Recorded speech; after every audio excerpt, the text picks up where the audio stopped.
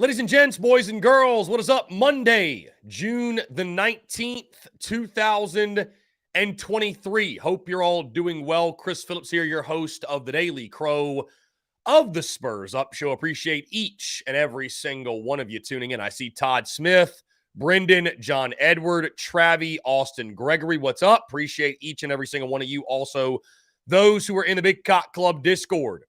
Head over to the TDC Questions channel, the TDC Questions channel, to be sure that your questions are answered there. Brendan, is it your birthday today, my friend?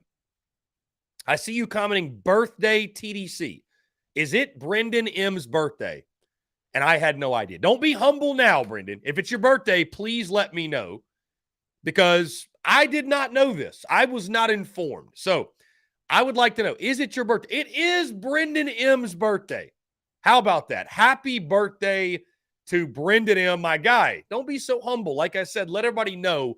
Everybody go wish Brendan M a happy birthday, especially if you're in the Big Cock Club Discord. Love that. Brendan, I appreciate you, my friend. Hope your birthday is fantastic and appreciate you tuning in and hanging out with us here on your birthday. My guy Eric Reese in the chat as well. What is up, my brother? Steven, what's going on? Ethan, John Edward again, C Youngblood. Hope you guys had a fantastic Father's Day. Hope you got to spend time with your father and got some quality time, got him a gift, what have you. We got my dad a new grill, which is such a typical Father's Day gift, but I tell you guys, it's a fantastic gift, and he absolutely loved it and was happy to see that. So again, appreciate you all. Hope you had a great weekend. We got a lot to get into and a lot to discuss, as you can imagine, here on this Monday, June the 19th, 2023. It's already been a crazy, crazy day. By the way, I did see Austin say he's checking in from Beach Island. Shout out. Austin is all over the CSRA. You love to see that. Beach Island, South Carolina. I feel like Beach Island is one of those places, unless you're from the area, Austin, you've probably never heard of Beach Island in your entire life, right? It's one of those places. So anyways, guys, we got a jam-packed week, jam-packed show today, of course. Hour number 3, we'll have our Q&A Power Hour, where I do want to hear from each and every single one of you. Also, hour number 2, we got my good friend Mark Rogers, the voice of college football. First time in 2 weeks, we'll be catching up with Mark. So a lot to get into. I know he's got a lot of thoughts on the 2024 SEC schedule, the expansion talk, all that good stuff. And then, of course, I've got my topics in this first hour that I do want to get into, discuss. We continue along with our top 5 series, but also some big baseball news to kick us off that we'll dive into. Again, guys, thank y'all so much for the continued love and support. Not sure if you're checking out any of the College World Series. I know with South Carolina not being in it, it's funny. I cut it on. I immediately got pissed off, right? Because I'm like, South Carolina, we should be here. And it's like wanting to be there so bad. But I've been able to settle in and watch these games, and it's some great college baseball going on right now, guys. I think you got, Tennessee and Stanford, I believe. Is that right today? And then, of course, LSU Wake. That's the big one tonight. And what a great game that set up to be. So if you love college baseball, man, the College World Series is not disappointing. I feel like all of the games have dramatics. All of the games are coming down late. Yeah, it is Tennessee and Stanford. Quinn Matthews, the kid that I think threw like 150 pitches for the Cardinal just like a week ago, he'll be going yet again for them. So again, a lot of fun if you're watching the College World Series. A lot of fun if you're watching that. But, yeah, really, really good stuff, guys. And, again, we are jam-packed. Austin Gregory, my favorite Mark R., joins the show today. Very clever, Austin. I will be on that note, though. I will be on that note going on Mark Ryan's show today. I'll be going on Mark Ryan's show at 4:40 to chat with him, conversate, hang out, have a good time. It'll be a lot of fun. 4:40 on the Fan Upstate with Mark Ryan. So be sure to check it out. Going to be a lot of fun. And, of course, we'll have all of our normal guests, except got a text this morning, no J.D. Pickell on Wednesday. No J.D. Pickell on Wednesday because he is actually out of town with family this week. So no J.D. Pickell. The rest of our normally scheduled guests will be on. I'll be jumping on Inside the Gamecocks Friday instead of Thursday. So some things moving around, but guys, you can imagine, of course, this time of year, I feel like because the Gamecocks are not in the College World Series, this next 2-3 weeks, I'll say, the next 2 weeks and into July 4th are truly peak off season. You know, we were having this conversation last night, actually, in the BCC Discord. Like, this is the time of year. If you got those vacations you're trying to knock out, like, this is the time to do it, right? This is the time to get those vacations in and you know, do any moving, which is actually what yours truly is doing. And when we move, we'll have much better lighting setup. You see, this lighting is kind of crazy in here, so we'll have a much better lighting setup. But no, I mean, overall, guys, definitely the next couple of weeks, it is the dead of the offseason, but we'll continue to rock. We'll continue to roll. Also, big weekend of the weekend. Gamecocks pick up a commitment from Fred Johnson. I know we talked about that last week a little bit, so I'm not going to dive too deep in the weeds on Fred Johnson. In case you missed it, you don't know who I'm talking about. Again, Gamecocks pick up the commitment on Saturday. 2024 three-star linebacker, a .8678 on the 24/7 Sports Composite, 6'3", 225 pounds, out of Norfolk, Virginia, out of Maury High School. He chose the Gamecocks over schools such as, and these are on his offer list, Appalachian State, Charlotte, UConn, Duke, East Carolina, James Madison, Liberty, Marshall, UMass, New Hampshire, Ohio, Old Dominion, Rutgers, Temple, and Virginia Tech. So a lot of folks that speak on him. Of course, J.C. Sherbert talked last week, are very high on this kid. They think he could be like a diamond in the rough type of prospect. 6'3", 225. You like the size there. The overall, the tape looks good. So, you know, we'll see. I mean, obviously, you got to mix some of these guys in your recruiting cycle, and especially you think about the guys like a Nick Emmanwori, who was a three-star that was sort of, you know, undervalued and overlooked. You look at a guy like Fred Johnson, could he potentially be that at the linebacker position? As we all know, the linebacker position is one of need for South Carolina. And I'll tell you guys this is a big recruiting week, a huge recruiting week, because you think about the official visits this weekend and, you know, what's upcoming. And, of course, there is a full list that we will get into at some point this week with guys like Dylan Stewart, for example, Josiah Thompson, Cam Pringle, Wendell Gregory, Jonathan Paylor, Maz Bennett, Daniel Hill, Kelvin Hunter, Dante Reno, Blake Franks, David Busey, ton of guys. There are a ton of dudes, whether they be commits or whether they just be prospects. And, of course, Dylan Stewart is, you know, headlining that at the big visit weekend. So, again, we'll have a lot to talk about with J.C. Sherbert and conversate with him and get into that. But a huge recruiting weekend this weekend for South Carolina as they wrap up the month of June. And I would expect a few welcome homes to roll into the fold this week and certainly over the next week and a half, 2 weeks or so as we close out the month of June. They're going through camp, stuff like that. So a lot of big things are happening. And, of course, guys, as we all know, Shane Beamer and company, they stay at it 24/7, 365. So, again, with that being said, tons to get into here on this Monday. And we start on the baseball side of things because it is officially official. We saw the rumors over the last couple of days or so that there could be a shakeup in the Gamecocks coaching staff. That be South Carolina baseball specifically. Justin Parker has officially been hired by Mississippi State to take on the same role as their pitching coach for Coach Lamonis's team in Starkville. At the same time, the Gamecocks already had his replacement ready. Matt Williams from Liberty will take over as the Gamecocks pitching coach. I don't think the contracts have been signed or anything, but that is what we're all under the assumption. He is the next pitching coach at South Carolina. Now, what does this mean for Gamecocks baseball, right? What does it mean? And I'll tell you guys this, as someone that I was a collegiate pitcher, right? The role of a pitching coach is significant. Let's not get it twisted, right? I know sometimes we overvalue what position coaches or assistant coaches might mean to a team, whether it be no matter the sport, right? Sometimes we overvalue it, but sometimes we also undervalue it. And I think you can really undervalue the role of a pitching coach. And I know for me in my personal career, my best times in college, which, you know, you guys have probably seen my numbers. They're plastered all over social media. They weren't great. But the one semester that I had where I really felt like I threw the baseball the best, no coincidence, I had my favorite pitching coach I had while I was in college was during that time, right? Where our connection was solid, right? The feedback I got from him, the coaching, if you will, we clicked, the personality fit, I thought.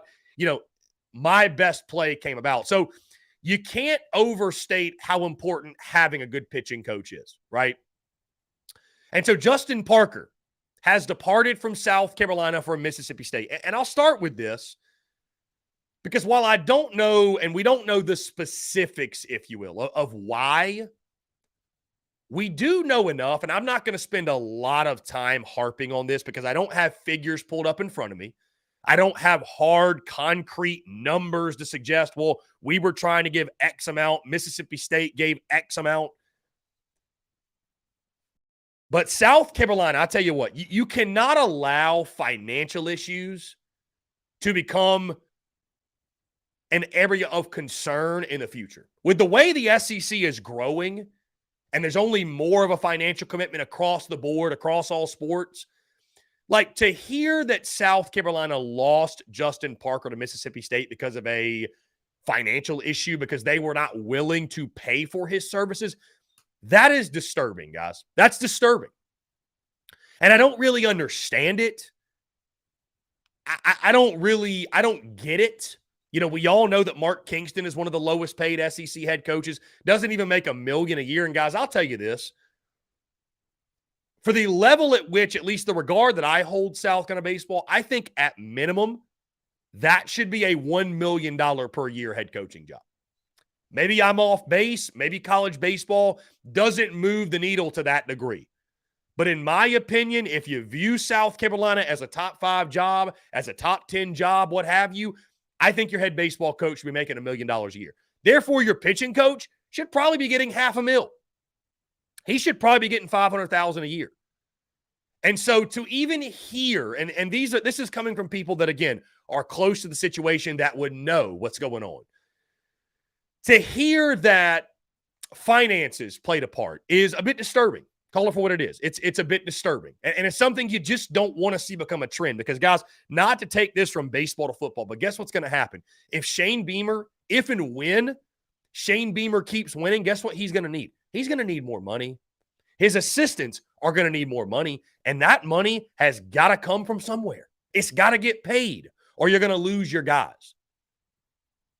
I mean, you look at what Justin Parker did with the Gamecocks pitching staff. A 4.19 overall ERA, good enough for second best in the SEC. Mississippi State was a team last year. They were abysmal. This is a great pickup, by the way, for Mississippi State. A great pickup. It is. I'm not saying Justin Parker's the best pitching coach in college baseball or anything, but you look at this. Mississippi State last year, 321 walks in 453 innings pitched. That was dead last in the SEC. South Carolina, just 205 walks in 541 innings pitched. Second in the SEC. Justin Parker certainly had a positive impact in the Gamecocks pitching staff. And I've seen some people comment about, well, what about the questionable moves of the bullpen and this? Like, guys, I hate to tell you this, but you're not going to find a pitching coach out there that doesn't get his moves questioned because they're not always going to work. The moves are not always going to work, right? There's not a single pitching coach out there. The running joke back when Ray Tanner was the head coach, fire Mark Calvey. I mean, hell, Jerry Myers got freaking, got attacked for his role as the pitching coach. Like the pitching coach is like the OC. They're never doing enough. You know what I mean? Unless you have like a true legend in that spot, right? You make moves as pitching coach. Hell, you make moves as head coach. You roll the dice. Sometimes it works. Sometimes it doesn't. I look at it as long as you have more hits than you have misses, then you take it, right?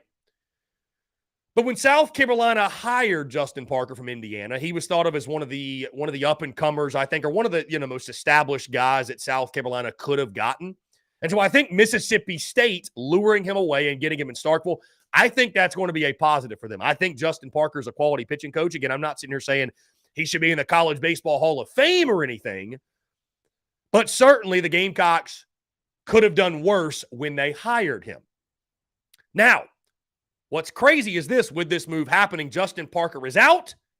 Matt Williams is in. We already know his replacement. Matt Williams coming over from Liberty. And here's what we know. And you first look at the South Carolina connection. How's he going to recruit? Well, this is a guy who is very, very familiar with the state of South Carolina, grew up in the state of South Carolina, worked in South Carolina. He prepped at Lancaster High School, went to Spartanburg Methodist College, right? SMC, which if you know anything about JUCO baseball and college baseball, SMC is one of those JUCOs that is well-known, elite players. Man, I played with a bunch of guys that went to SMC that were fantastic ball players. I mean, truly. Began his coaching career there. He assisted Tim Wallace at SMC, was there for a while, then went to UNC Wilmington. He was there 8 years as the pitching coach was at SMC for 8 years. I'm sitting here reading his bio off the Liberty Flames website. So he was at SMC for 8 years as the pitching coach and recruiting coordinator, helped them to the JUCO College World Series, 07, 09, 12, 13.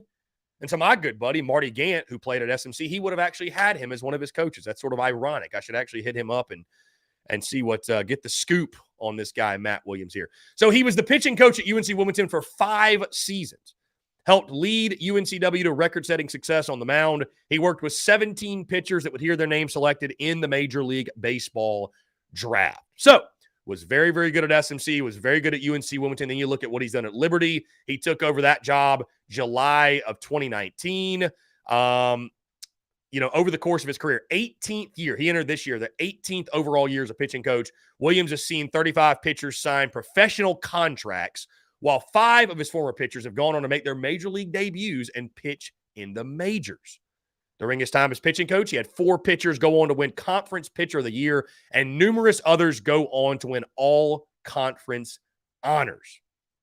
In the 2022 season, Liberty had a great year, of course, guys. Went to the regionals. Let's see. They were one among the nation's leaders in strikeouts in 2022. They averaged 10.4 strikeouts per inning. They eclipsed the program's single-season record with 620 strikeouts. Also, lefty Garrett Horn was guided by Matt Williams to the 2022 Collegiate Baseball and NCBWA Freshman All-American team. So I could keep going down the list of stats, guys, but I'll tell you this. I've talked to some other people as well off the record.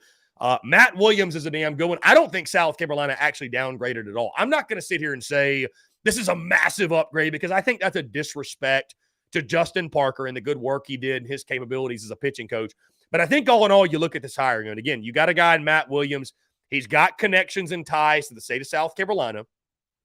He's done it at a high level at 2 different stops, really 3 different stops if you count SMC, but UNC Wilmington and Liberty, a really, really good club, a really good program. I mean, guys, there were people that last year wanted Liberty's head coach to be South Carolina's head coach. And also the first go-around, again, from folks I've talked to, Justin Parker was the hiring. South Carolina actually wanted to get Matt Williams. He was at least on their short list of candidates, if you will. So, again, how do player relationships work out? What's the chemistry like? That's something we can't really speak to. But you would think to yourself the success that Matt Williams has had, that it would carry over to South Carolina. Again, the Gamecocks, Liberty in 2022, they were 19th in the country in strikeout to walk ratio, 2.79. They were 32nd in ERA, 4.29. Not only did Liberty lead the ASUN conference in those categories, the Flames also led the conference in runs allowed per game at 5. So, again, the success speaks for itself. The numbers are really good. And I think when you look at, again, Matt Williams' track record, it all points to signs that South Carolina got a really, really good one, and that the pitching staff should not take a step back, especially when you think about, again, what they've got coming back, how to manage personalities and things of that nature, guys. But I'll say this. My overwhelming takeaway from this, South Carolina baseball under Mark Kingston, maybe this is just the nature of the beast now, but it's just going to continue to be like a very, South Carolina baseball teams are going to look very different year in, year out, from year to year to year. Because I think Kingston, this is just my takeaway, I think Kingston almost approaches this thing like a professional organization. He views the transfer portal like free agency. Coaches come and leave, what have you, whatever. He's going to work with the salary cap that he has in place. I mean, that's just kind of the way I see Mark Kingston operating. I mean, guys, we're seeing the turnover with the roster. Heck, we're hearing there's more on the way.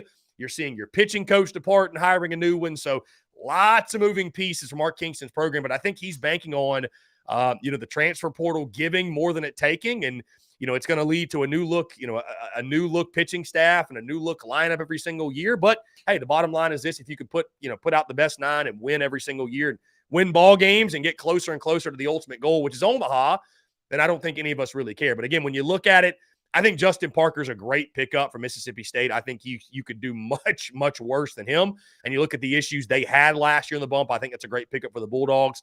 And then on the South Carolina side of things, again, Matt Williams, from what we know, my favorite part about Williams, again, is the ties that he has in the state of South Carolina, because obviously there are tons, and I mean tons of great players that come through this state every single year that, South Carolina needs to be sure they're landing. And, I think Matt Williams is a guy who can do that. So, and based off everything I've heard from people behind the scenes, it sounds like Williams is actually a guy they wanted the first go around when Skylar Meade left and they were hiring a new pitching coach. And, so I think all in all, as long as you have that chemistry behind the scenes, those relationships, if you will, the numbers certainly point to the fact that Matt Williams will fill in the shoes very nicely of Justin Parker. I'll just go back to this and say that you hate to hear things such as, well, it was a financial issue as to why Justin Parker left for Mississippi State. That to me, guys, it cannot be. It cannot be. It cannot be the reasoning why guys are leaving, guys are coming, or what have you. You know what I mean? So also over the weekend, of course, you pick up the commitment of Ty Good, the CAA Pitcher of the Year from College of Charleston. So Matt Williams will have him to work with. But all in all, I like the hiring of Matt Williams. I think it's a solid pickup. I think that I would probably put it on an even level with Justin Parker. Parker's previous experience being Indiana, the previous experience of Matt Williams being Liberty, UNCW, SMC, if you will. So I think all in all, the Gamecocks will be fine at the pitching coach position. It'll be more about adding quality arms as they continue to navigate throughout the portal. But Justin Parker out, Matt Williams in. Will be very interesting to see, is there a ripple effect of this? So the Gamecocks' current roster, maybe pitchers on this staff that love Justin Parker, that are saying to themselves, maybe I should look around, maybe I should enter the portal, and maybe you're also able to add some guys. Maybe a couple of guys from Liberty follow Matt Williams, maybe some others that he's recruited, talk to. I think the ripple effect will continue to be felt, and I think this is just the beginning of the shakeup for the Yardcocks as we continue to navigate through the offseason. And do not be surprised, guys, if it's a very different look ball club heading in the 2024 season. But one thing we do know, Justin Parker out, Matt Williams in as the new Gamecocks pitching coach. Guys, that being said, let's jump into our first break of the day. On the side, I want to keep the conversation rolling here on this Monday. You're tuned in to the Daily Crow. Attention all Gamecock seafood lovers. Are you tired of searching for the freshest seafood in town? Look no further than the Carolina Fish Market, your go-to destination for the finest and most flavorful seafood in the Carolinas and beyond. Introducing the new Carolina Seafood Subscription Box, a culinary delight delivered right to your doorstep. Each month, you'll receive a carefully curated selection of fresh local seafood sourced directly from the waters of the Carolinas and beyond. From succulent shrimp to mouth-watering grouper to flounder or tuna and everything in between, their subscription box brings the ocean's bounty straight to your Gamecock kitchen. What sets the Carolina Fish Market apart is their commitment to quality and sustainability. They work closely with local fishermen and women who use responsible fishing practices, ensuring that every bite you take supports both your taste buds and our precious marine ecosystems. They've even won Best Seafood 5 out of the last 8 years.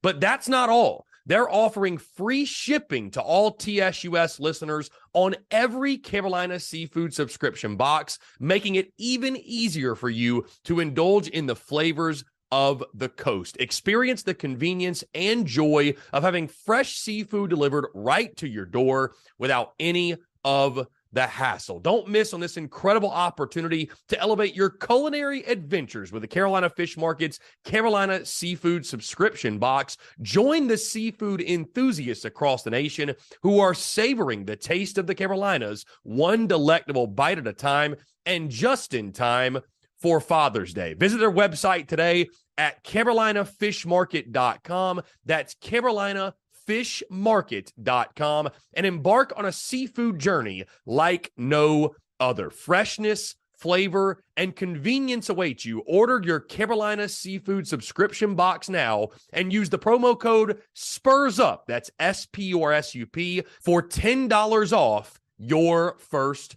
purchase. Again, that's promo code SPURSUP, SPURSUP, for $10 off your first purchase. The Carolina Fish Market, where taste meets the ocean.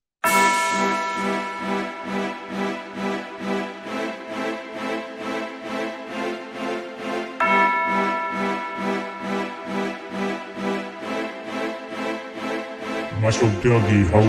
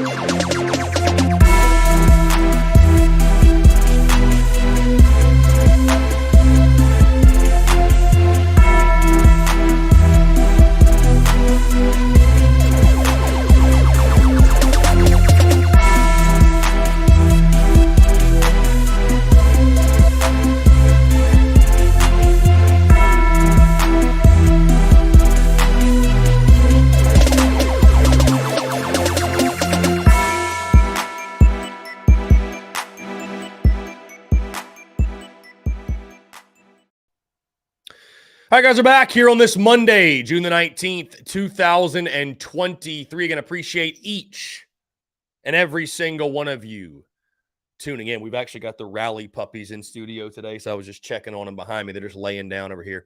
Brewer Nation says, yo, I'm late to the party. Love the new hire, by the way. Yeah, Brewer Nation, we just spent the first 20 minutes or so talking about it. I definitely think Matt Williams is a guy. He's a dude, for sure. I think South Carolina, if you were going to lose Justin Parker, there were many worse options that you could have gone with for your new pitching coach in regards to the South Carolina connections, the South Carolina ties, if you will. And, so I think Carolina got a good one, and we'll see how it plays out. But I think everything points to his experience at South Carolina being one that is very, very positive indeed. Stephanie Lee, it's your birthday today as well. Happy birthday, Stephanie Lee. Thank you so much for tuning in. And again, hope you have a fantastic birthday. Love to hear that. So Brendan and Stephanie Lee with birthdays today. Really, really cool. Really, really cool. Anyways, guys, appreciate each and every single one of you tuning in. Like I mentioned, our third hour, our Q&A Power Hour is upcoming. We got Mark Rogers, the voice of college football, coming on at 1:15. But in the meantime, we keep the conversation rolling as our Top 5 series continues on today's show. They don't get a lot of love, They don't get nearly as much love as they deserve. But that's exactly what we're going to do here on today's show as I list my top 5 best offensive linemen in Gamecocks football history. We will start with number 5. This man played for the Gamecocks from 2009 to 2012. During his career, he earned freshman All-SEC honors in 2009, was selected to the second team of Phil Steele's 2012 midseason All-American and All-SEC teams as well. He started a school record 53 games over his 4 seasons at South Carolina. And, of course, he manned some of the best offensive lines in school history. At number 5 on our list, TJ Johnson from Aner, South Carolina. And, guys, again, the reason I put him on this list and at number 5 because there's many others that could be here. AJ Can is a name I've heard a lot. But when you think about the importance of the center position and what it means to an offensive line, the quarterback of the offensive line, if you will, what TJ Johnson did in his consistency for South Carolina, right? What he meant to that group. 53 games over 4 seasons, right? Was able to stay healthy and not go down and miss extended periods of time. While he may have not been the most talented, the consistency is what jumps out to me, and being that leader in the middle of the Gamecocks offensive line and paving the way for guys like Brian Maddox, Marcus Lattimore, Kenny Miles. I mean, some of the greatest wins as well in school history, him being a part of that and him being a leader up front for South Carolina. So again, guys, number 5 on my list, TJ Johnson. Coming in at number 4, he played for the Gamecocks from 1977 to 1981. During his career, he made 23 starts for South Carolina at both left tackle and right tackle. At number 4, Chuck Slaughter. And again, guys, was part of some of those great teams in the late 70s, early 80s.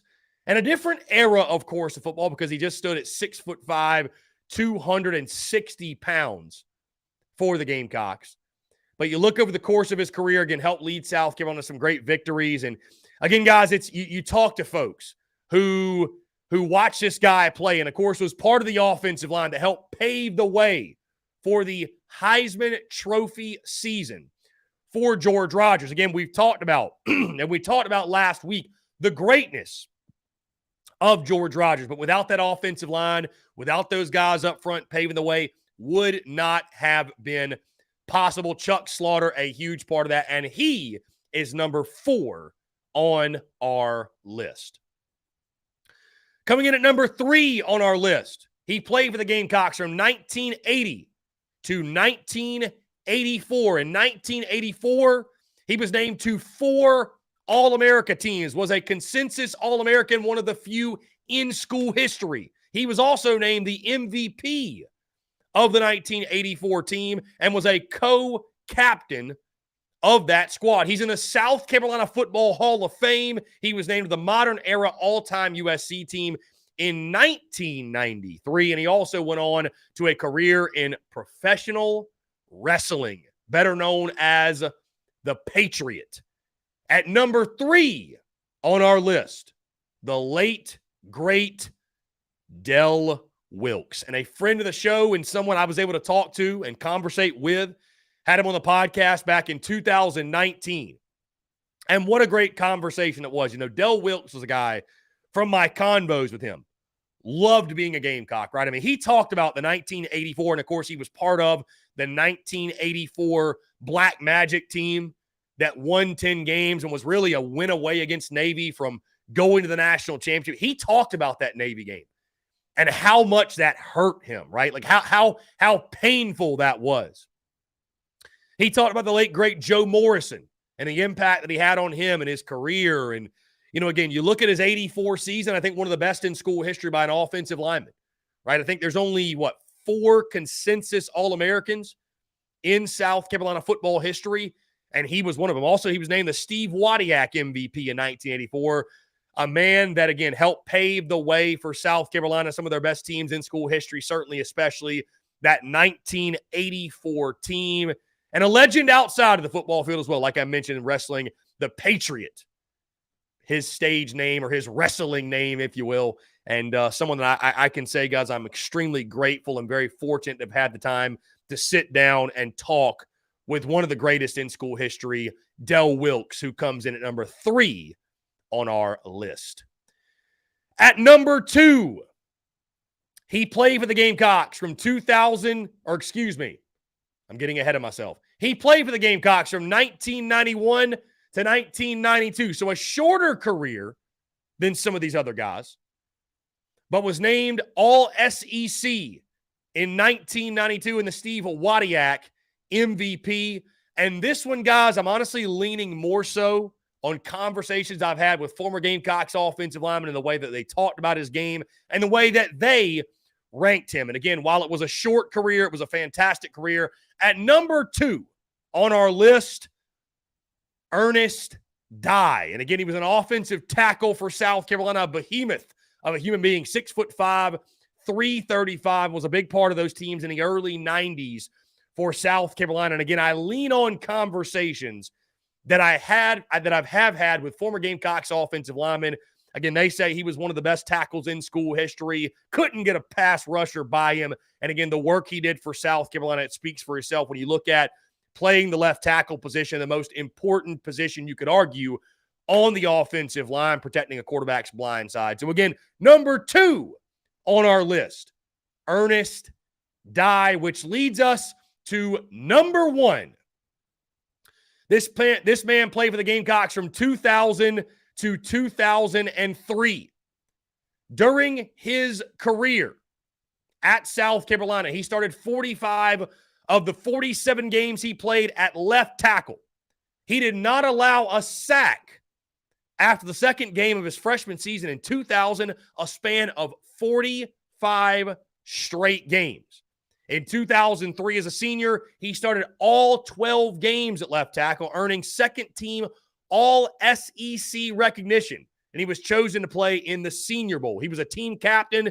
He was the lone returning starter on the offensive line that allowed only 10 sacks the entire season, fewest in the SEC. He also had a fantastic NFL career with the Carolina Panthers, well known for that career, 2004 to 2011, 1 year with the Bengals in 2012 before returning to Carolina in 2013. He even got his coach with the Gamecocks in 2015 as the offensive quality control coach, and his served time is currently the offensive line coach for the Washington Commanders. Coming in at number 1 on our list, Travell Wharton. And you look at his career, guys. Again, freshman All-SEC by the Sporting News, was named true freshman All-American by Rivals.com. You look, he dealt with a sprained ankle in 2001, but was given the Steve Sisk Award for the 2001 season as the team's top blocker. He earned All-SEC honors from the Sporting News in 2002, second team All-SEC in 03, according to AP, co-captain, like we mentioned, in 03, and third-round draft choice for the Carolina Panthers.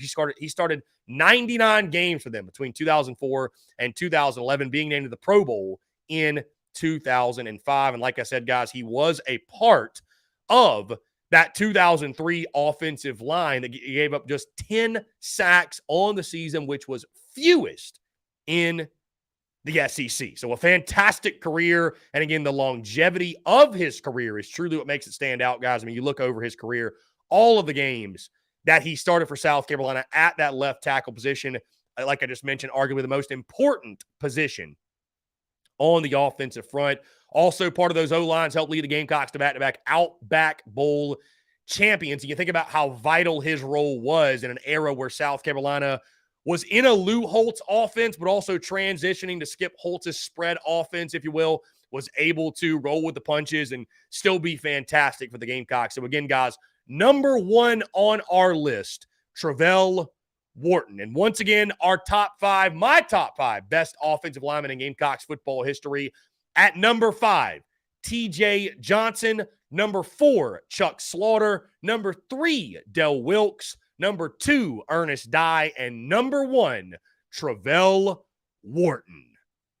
Guys, that being said, let's jump into another quick break. On the side, I want to continue to keep the conversation rolling here on this Monday. You're tuned in to the Daily Crow.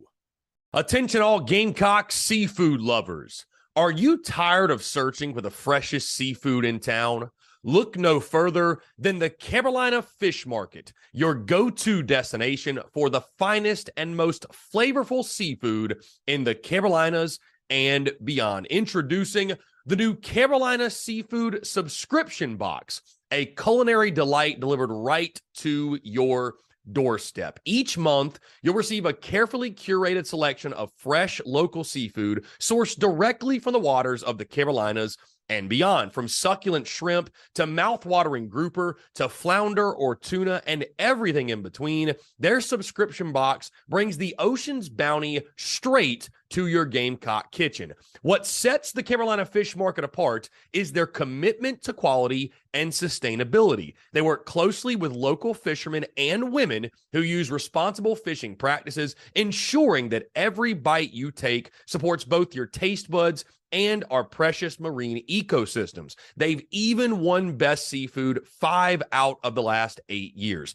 But that's not all. They're offering free shipping to all TSUS listeners on every Carolina Seafood subscription box, making it even easier for you to indulge in the flavors of the coast. Experience the convenience and joy of having fresh seafood delivered right to your door without any of the hassle. Don't miss on this incredible opportunity to elevate your culinary adventures with the Carolina Fish Market's Carolina Seafood Subscription Box. Join the seafood enthusiasts across the nation who are savoring the taste of the Carolinas, one delectable bite at a time, and just in time for Father's Day. Visit their website today at carolinafishmarket.com. That's carolinafishmarket.com, and embark on a seafood journey like no other. Freshness, flavor, and convenience await you. Order your Carolina Seafood subscription box now and use the promo code SPURSUP, that's SPURSUP, for $10 off your first purchase. Again, that's promo code SPURSUP, SPURSUP, for $10 off your first purchase. The Carolina Fish Market, where taste meets the ocean.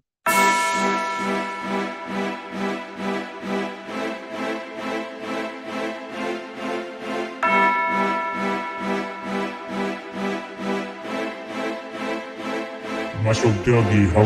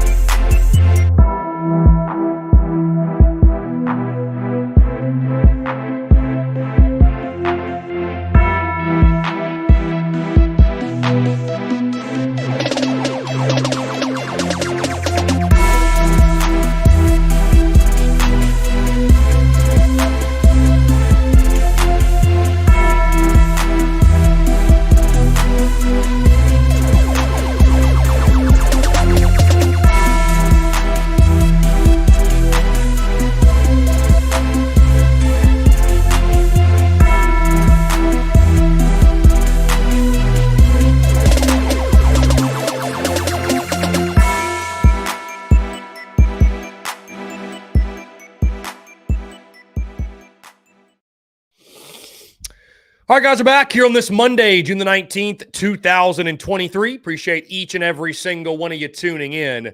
As I mentioned, guys, hour number 3, our Q&A Power Hour. If you cannot call in the third hour, be sure to go ahead, leave your question in the YouTube chat. You can text 843-790-3377 or call and just leave us a voicemail, and we will play it in the third hour. So, whatever you want to do. Also, second hour, Mark Rogers, the voice of college football. Very, very excited. Very excited to get his thoughts on the SEC scheduling stuff and South Carolina schedule and all that good stuff, guys. We continue to count down the days till kickoff. 75 days till toe meets leather in Charlotte, North Carolina. John Edwards says, I won't be tuning into TDC next Friday, leaving for Anderson for my brother's wedding weekend. And the following week, we'll be in St. Simons in Georgia. Thank you, John Edward, for updating us. Hope you, John Edward, I forget exactly what you had to do on Friday, but glad to have you back, John Edward. Glad to have you back here on this Monday. Again, appreciate each and every single one of you tuning in. And with that being said, guys, let's keep it rolling. The top 5 series rolls on. We just talked offensive linemen. We've talked, I think this is the last one of the offense, right? Because we've talked running backs, we've talked quarterbacks, we've talked receivers. Now we talk top 5 best tight ends in South Carolina football history. Throw it to the tight end more. That is something we hear Gamecock fans say over and over and over again. So today we're throwing at the tight end, man. Today we're giving the tight ends their love. It seems like South Carolina can never throw it to the tight ends enough to satisfy people. But when you think about the great tight ends that have rolled through here, it makes a lot of sense because there's been so many damn good ones. We've seen the way that the tight end can positively affect Gamecocks football, and we're going to relive some of the best here on today's show. My top 5 best tight ends in Gamecocks football history, and we will start with number 5. He played for the Gamecocks from 2009 to 2012. During his career, he hauled in 50 catches for 581 yards and 1 touchdown. His impact was felt up front in the blocking side of things, the rush blocking specifically, as he helped pave the way to some great season by Marcus Lattimore and the rushing attack. His best season coming in 2012 when he hauled in 23 catches for 324 yards, 14.1 yards per catch. At number 5 on our list, Justice Cunningham, and known for the big play that he had in 2012 at Vandy. I feel like that's the one where he gets up, he takes the big hit, gets up, shakes the dreads, helmet comes off. Would definitely be labeled targeting today. Heck, you might get thrown in jail for that type of hit today.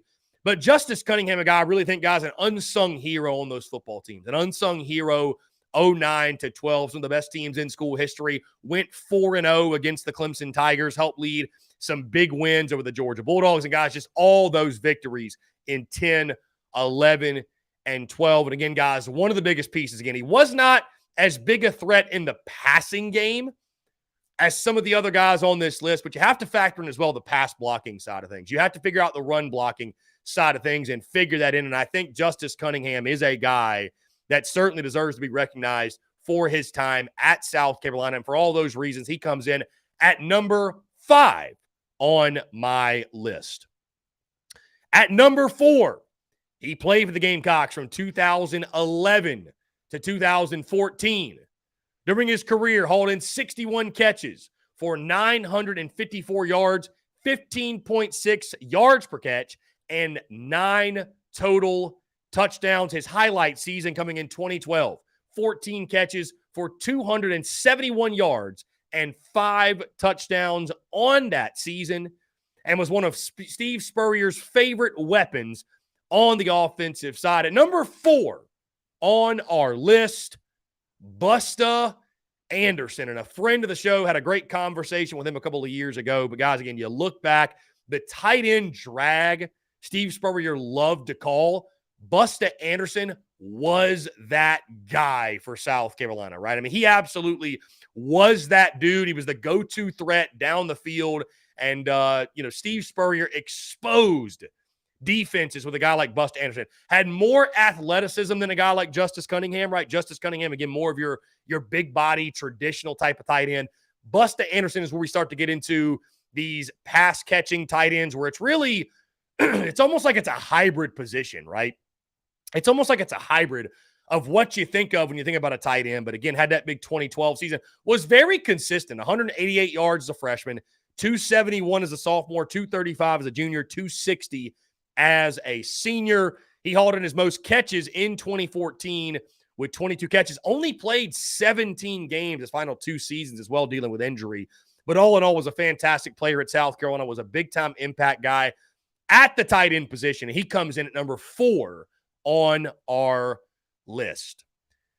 At number 3 on our list, he played for the Gamecocks from 2006 to 2008. During his career, 73 catches for 1,107 yards, 15.2 yards per catch, and 7 total touchdowns. And guys, this dude was a physical specimen.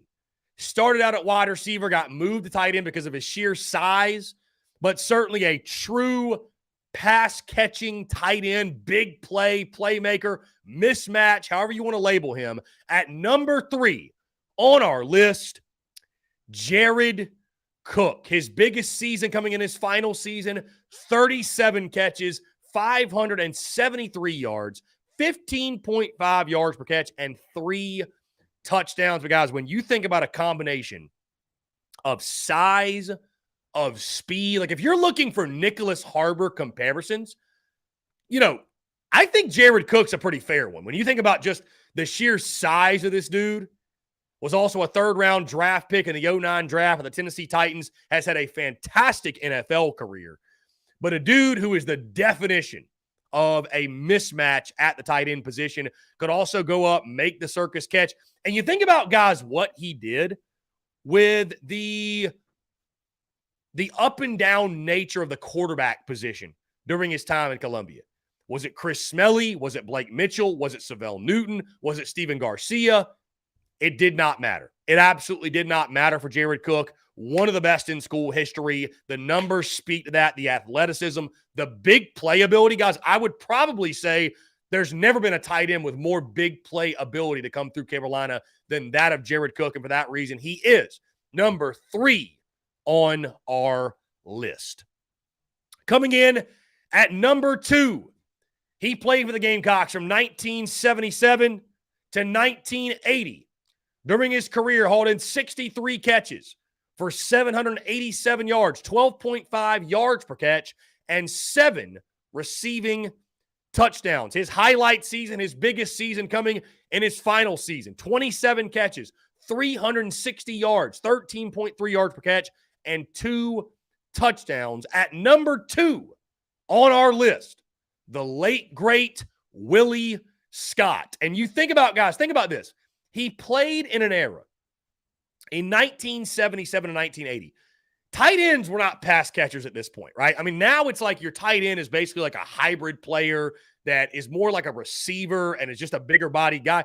I mean, this is an era where tight ends were in there to block. They were in there to get dirty. They were in there to put their face in the fan and help in the running game, especially when you think about when he was at South Carolina. Guys, what's so amazing to me is what Willie Scott did is he racked up these numbers in an era in which you had George Rogers. Like, you were running the football. The fact that he hauled in, when you think about how much Carolina ran the ball in 1980, 360 receiving yards in that season when they were committed to running the football with George Rogers, that really stands out to me more than anything. And just the model of consistency throughout his career, had a fantastic NFL career as well with the Kansas City Chiefs, was a 1st-round draft pick, by the way, 14th overall in the 81 NFL draft, and a fantastic career at South Carolina. Again, part of that 1980 team that also, hey, let's talk about his run blocking. He helped pave the way for George Rogers to win the Heisman Trophy in 1980. And for, again, all those reasons and more, he is number 2 on our list. And coming in at number 1, he played for the Gamecocks from 2015 to 2017. During his career, he hauled in 100 catches for 1,281 yards, 12.8 yards per catch, and 3 touchdowns. He also had 11 carries for 39 yards, 3.5 yards per carry, and one touchdown for our grand total of 111 plays from scrimmage, 1,320 yards, 11.9 yards per touch, and 4 total touchdowns in his career. He set the record for receptions for a tight end with 100, receiving yards with 1,281, and was a dynamic threat for the Gamecocks at that position, and still, by the way, playing that position, having a fantastic career in the NFL. At number 1 on our list, the greatest tight end in school history, Hayden Hurst. And guys, we've talked before when we talked about Deebo Samuel and some others. You think about, the Will Muschamp era one that we block out of our memory, right? We forget about some of these guys. But Hayden Hurst, man, you talk about a do-it-all tight end, big play tight end, just a playmaker in every sense of the word. Hayden Hurst was that guy. And again, a first-rounder by the Baltimore Ravens in the 2018 NFL Draft. Some record numbers that I think could stand the test of time. They may be broken. I mean, obviously, again, you just signed Nicholas Harbor, so maybe he can be the next great tight end, receiver, what have you, however you want to label him. But Hayden Hurst, man, again, during an area, averaged 12.8 yards per catch. His highlight season coming in 2016, 48 catches, 616 yards, guys. One of the best tight ends in the SEC at that time, the best in school history, in my opinion. You look at the numbers, you look at what he meant to those offenses, right? Those offenses that, should have been better with all the talent you had. But the production from Hayden Hurst over his 3-year career, it truly stands out, and it truly shouts, in my opinion, that Hayden Hurst is the greatest tight end in school history. So again, guys, the top 5 best tight ends in Gamecocks football history. At number 5, Justice Cunningham. At number 4, Busta Anderson. At number 3, Jared Cook. Number 2, Willie Scott. And at number 1, Hayden Hurst. Guys, we're going to jump into another break, but on the other side, we'll get Mark Rogers, the voice of college football, in here as we discuss everything SEC scheduling, Gamecocks football, and more on the side of the break. You're tuned in to the Daily Crow. Attention all Gamecocks seafood lovers. Are you tired of searching for the freshest seafood in town? Look no further than the Carolina Fish Market, your go-to destination for the finest and most flavorful seafood in the Carolinas and beyond. Introducing the new Carolina Seafood Subscription Box, a culinary delight delivered right to your doorstep. Each month, you'll receive a carefully curated selection of fresh local seafood sourced directly from the waters of the Carolinas and beyond. From succulent shrimp to mouth-watering grouper to flounder or tuna and everything in between, their subscription box brings the ocean's bounty straight to your Gamecock kitchen. What sets the Carolina Fish Market apart is their commitment to quality and sustainability. They work closely with local fishermen and women who use responsible fishing practices, ensuring that every bite you take supports both your taste buds and our precious marine ecosystems. They've even won Best Seafood 5 out of the last 8 years. But that's not all. They're offering free shipping to all TSUS listeners on every Carolina Seafood subscription box, making it even easier for you to indulge in the flavors of the coast. Experience the convenience and joy of having fresh seafood delivered right to your door without any of the hassle. Don't miss on this incredible opportunity to elevate your culinary adventures with the Carolina Fish Market's Carolina Seafood Subscription Box. Join the seafood enthusiasts across the nation who are savoring the taste of the Carolinas, one delectable bite at a time, and just in time for Father's Day. Visit their website today at carolinafishmarket.com. That's carolinafishmarket.com, and embark on a seafood journey like no other. Freshness, flavor, and convenience await you. Order your Carolina Seafood subscription box now and use the promo code SPURSUP, that's SPURSUP, for $10 off your first purchase. Again, that's promo code SPURSUP, SPURSUP, for $10 off your first purchase. The Carolina Fish Market, where taste meets the ocean.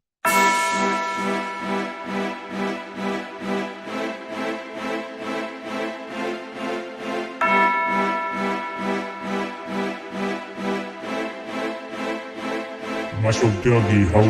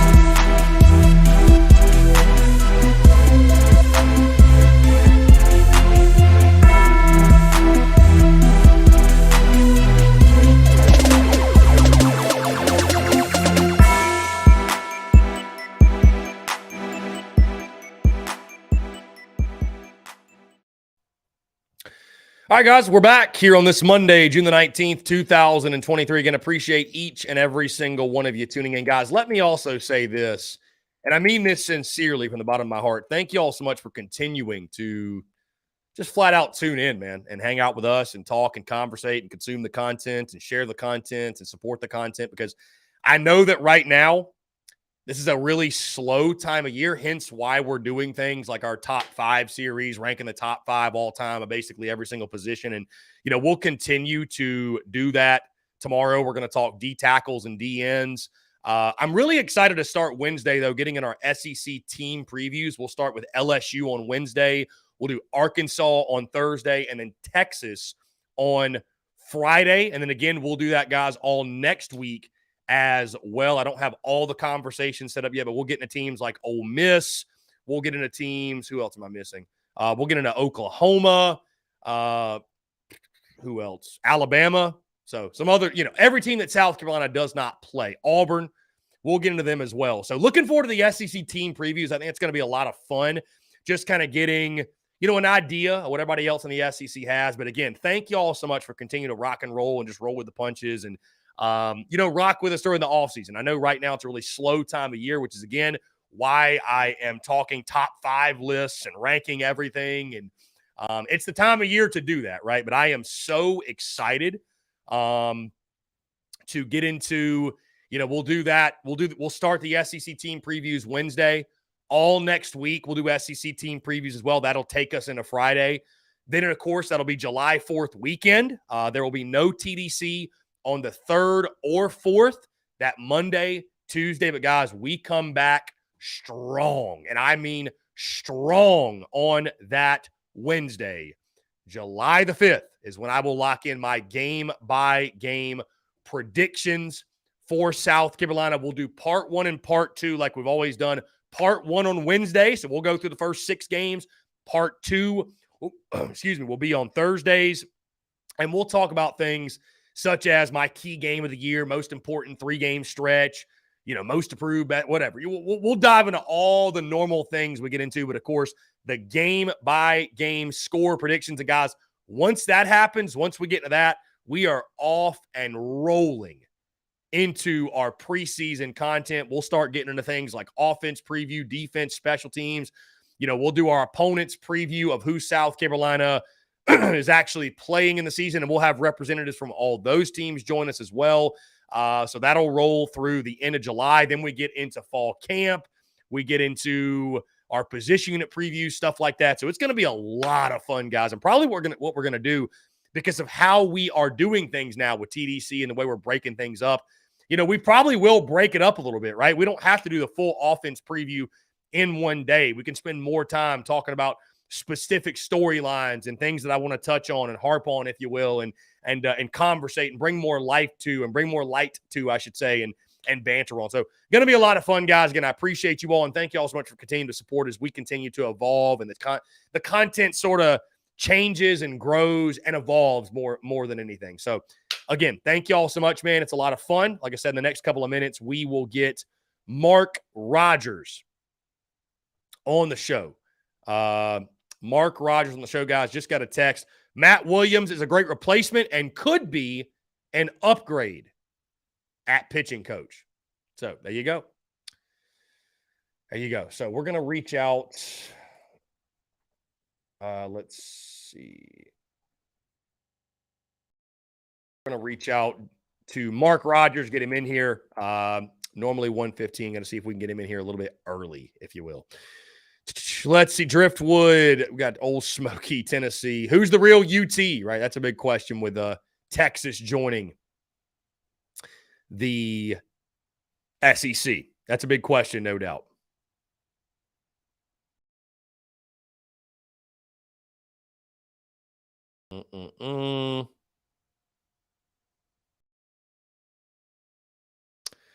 Let's see.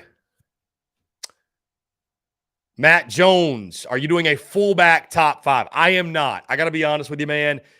If you could not tell, I mean, it's like when you start doing like top 5 offensive linemen, it gets really tough. It gets really, really tough. Really, really tough, right? So, doing fullbacks would be hard. Doing fullbacks would be hard. That would be a tough one. I mean, that's just, Matt Jones, can you even name 5 fullbacks that we've had? Like, I want to recognize Patrick DeMarco for sure. Recognize Pat DeMarco for his great career. You could have put him as kind of like that hybrid tight end. I can think of Leonard Stafford, Patrick DeMarco. I can't think of any other true fullbacks. I really can't.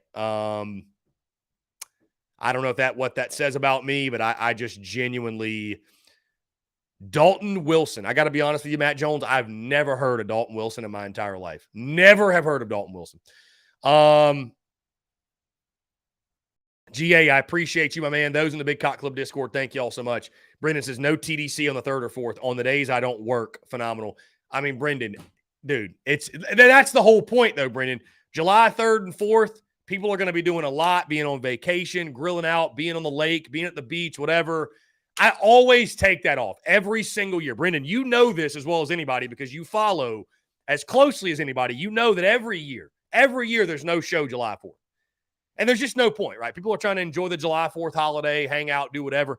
Yours truly going to be doing the same thing, man. So that is the one time. That's the one time I really take time off for a quote-unquote holiday, if you will. And I just feel like, honestly, though, the July 4th holiday serves as a really nice separator between, all right, here's all our preseason content. July 4th hits, and like the rest of it is like, all right, now we have transitioned to 2023 preseason. We are getting into the nitty-gritty type of content. So, yeah.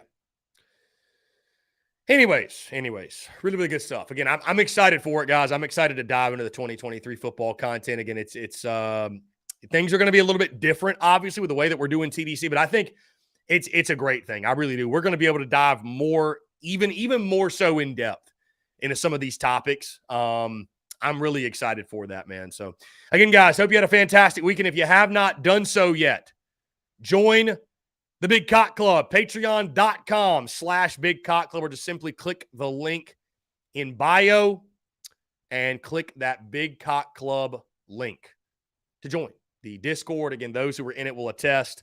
We have a fantastic time in the Discord talking ball. We were actually in there last night watching the College World Series, which was a lot of fun. We'll probably do the same thing tonight as LSU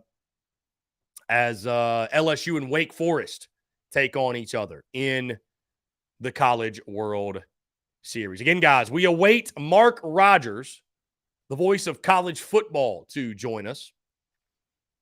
Driftwood says you're doing a coaching top 5. We already have. We actually already have Driftwood. We did a coaching top 5, yes. We did do a coaching top 5. I'd have to go back and look at the list, but no, Shane Beamer is not in the top 5 yet. Our coaching top 5, let's see, where did it go? Looked like this. Number 5, Jim Carlin. Number 4, Rex Enright. Number 3, Lou Holtz. Number 2, Joe Morrison. And number 1, Steve Spurrier. Yes, I did, Colton, email Mark Rogers. You are correct. You know what would be actually a fun exercise, since we're talking about ranking coaches, and Austin Gregory says 1 through 5, Shane Beamer. And maybe this is something that we could do or will do, I don't know, this week, next week, at some point. But talking about, let's see. Okay, actually, you know what? Matt Jones? I do remember Dalton Wilson now that lined up in front of Mike Davis. But what will be a lot of fun? You're talking about ranking coaches, and you mentioned Shane Beamer. Which position coach, right, assistant on the Gamecock staff, which position coach would you say has the most pressure on them going into the 2023 season? So that's where my brain goes. We're talking about ranking, and I'm not necessarily going to rank, all right, this is number 1, 2, 3, 4, 5, like the most to least pressure going into the season, but like which position coach do you think the 2023 season is most pivotal for?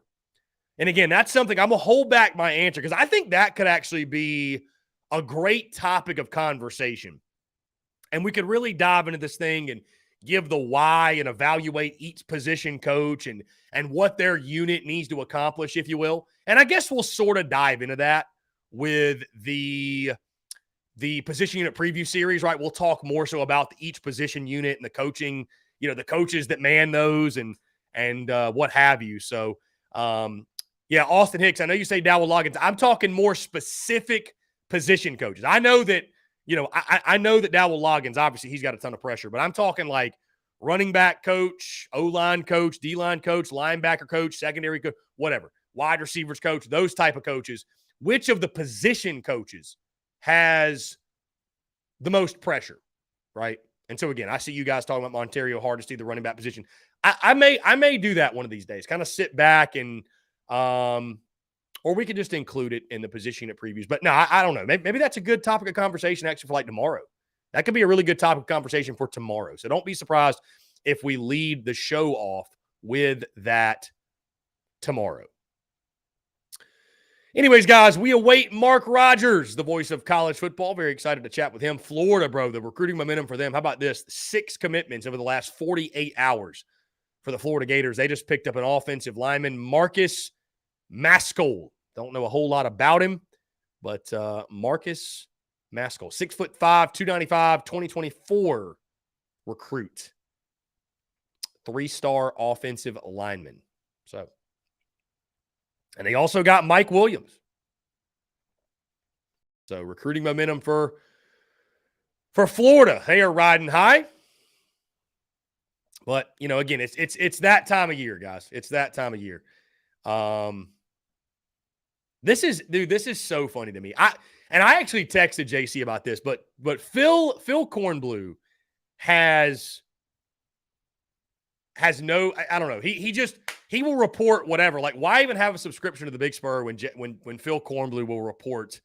Anyways, whatever. That's kind of a side note. Sports Talk just tweeted this really quick because I know we're about to get Mark Rogers on. Sports Talk tweeted this. John Whittle, the Big Spur, reported to his subscribers this morning that Gamecocks baseball coach Mark Kingston and assistant head coach Monty Lee are at the Cape today to visit with potential transfer targets, including former Clemson All-American Billy Amick. Whittle also reported that Lee turned down an offer to become the new head coach at Cincinnati. Wow, that is big. Oh, Monty Lee. You know, things can change if you got the right offer, but Monty Lee turning down a head coaching job to stay in Columbia. That's big. That's big. That's really, really big, man. That's really big. So, that's big time. I mean, that's, you know, I really do believe if you lost Monty Lee, that would be a brutal blow to the coaching staff. A brutal blow to the coaching staff. Okay, we got Mark Rogers coming on in 15 minutes. He just texted me. Said he totally forgot. Great. Hey, roll with the punches on TDC, guys. Why not? Roll with the punches. That would be huge. No, that would be absolutely huge. Think about you land Billy Amick. Think about if you land Billy Amick. So, all of the eyeball emojis, folks. All of the eyeball emojis. Every single one of them.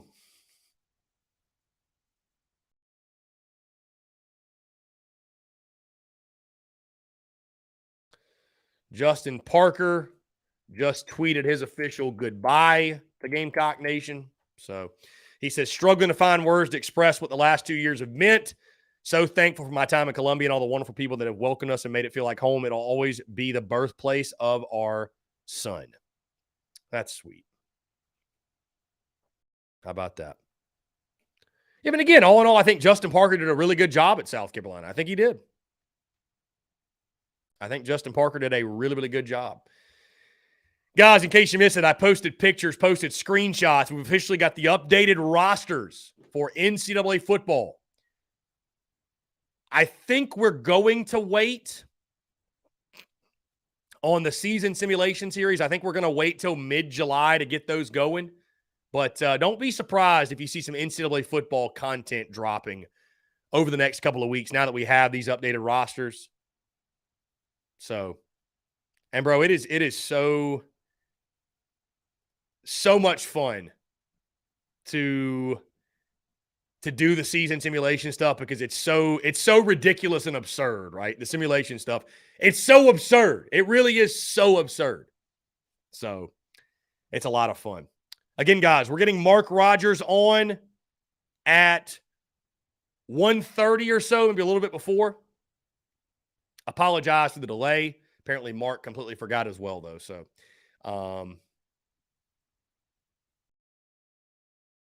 let's see. Cox by one asked me in the Big Cock Club Discord, how hard is it to get the simulator?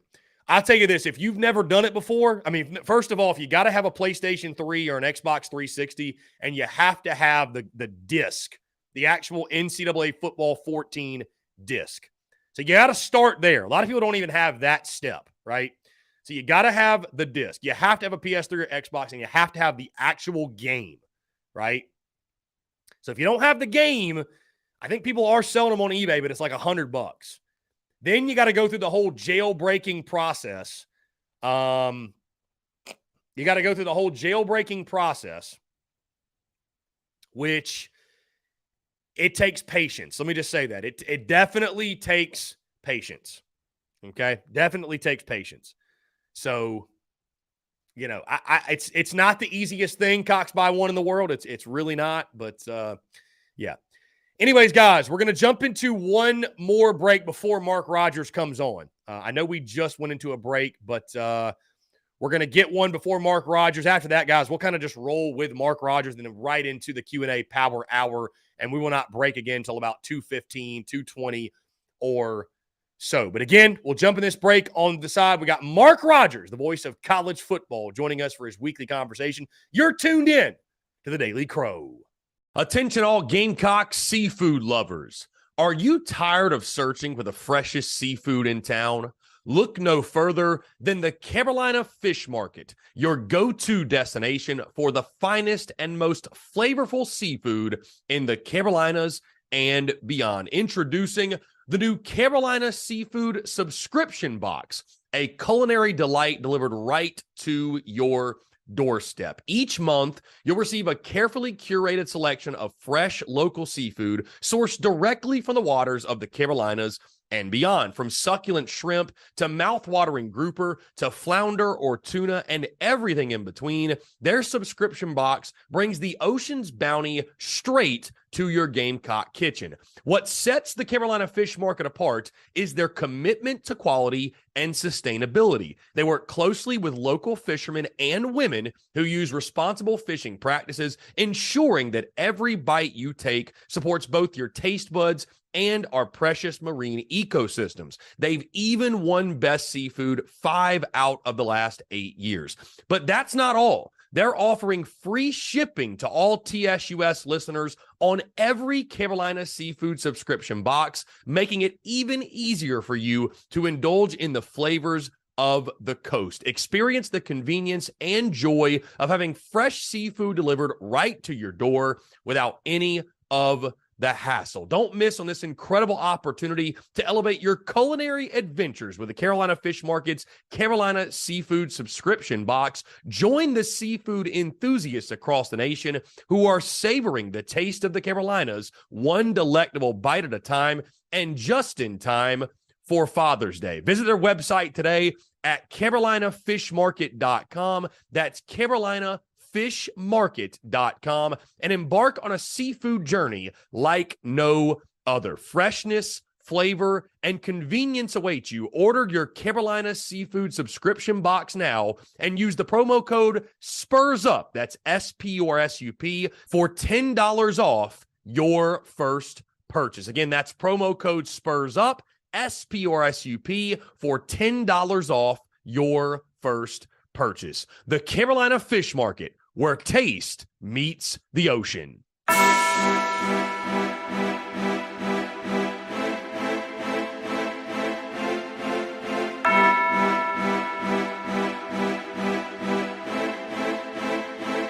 Marshall Dougie, ho.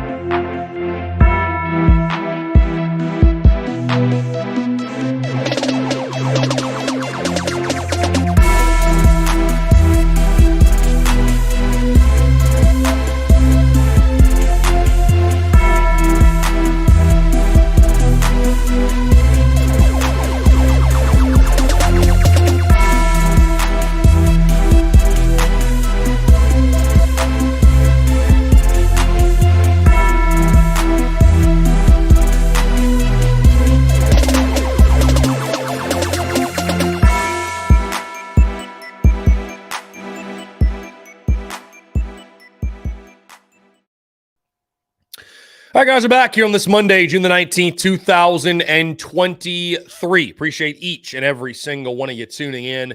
And thank you all so much for rolling with the punches as we await Mark Rogers, the voice of college football. He will join us in just a moment to talk everything South Carolina football, college football. Also, I want to say thank you so much to Sean over at Horn Takes, the Horn Takes podcast, a Texas Longhorns show, as we talked everything Texas and OU's addition to the SEC, sort of a Gamecock fans' vantage point of the expansion, what it means for the SEC, what it means for South Carolina. But a lot of fun, just SEC chatter, SEC banter, if you will. And you can check that out, guys. I posted the link on social media, but you can go check it out on their YouTube page, Horn Takes Podcast.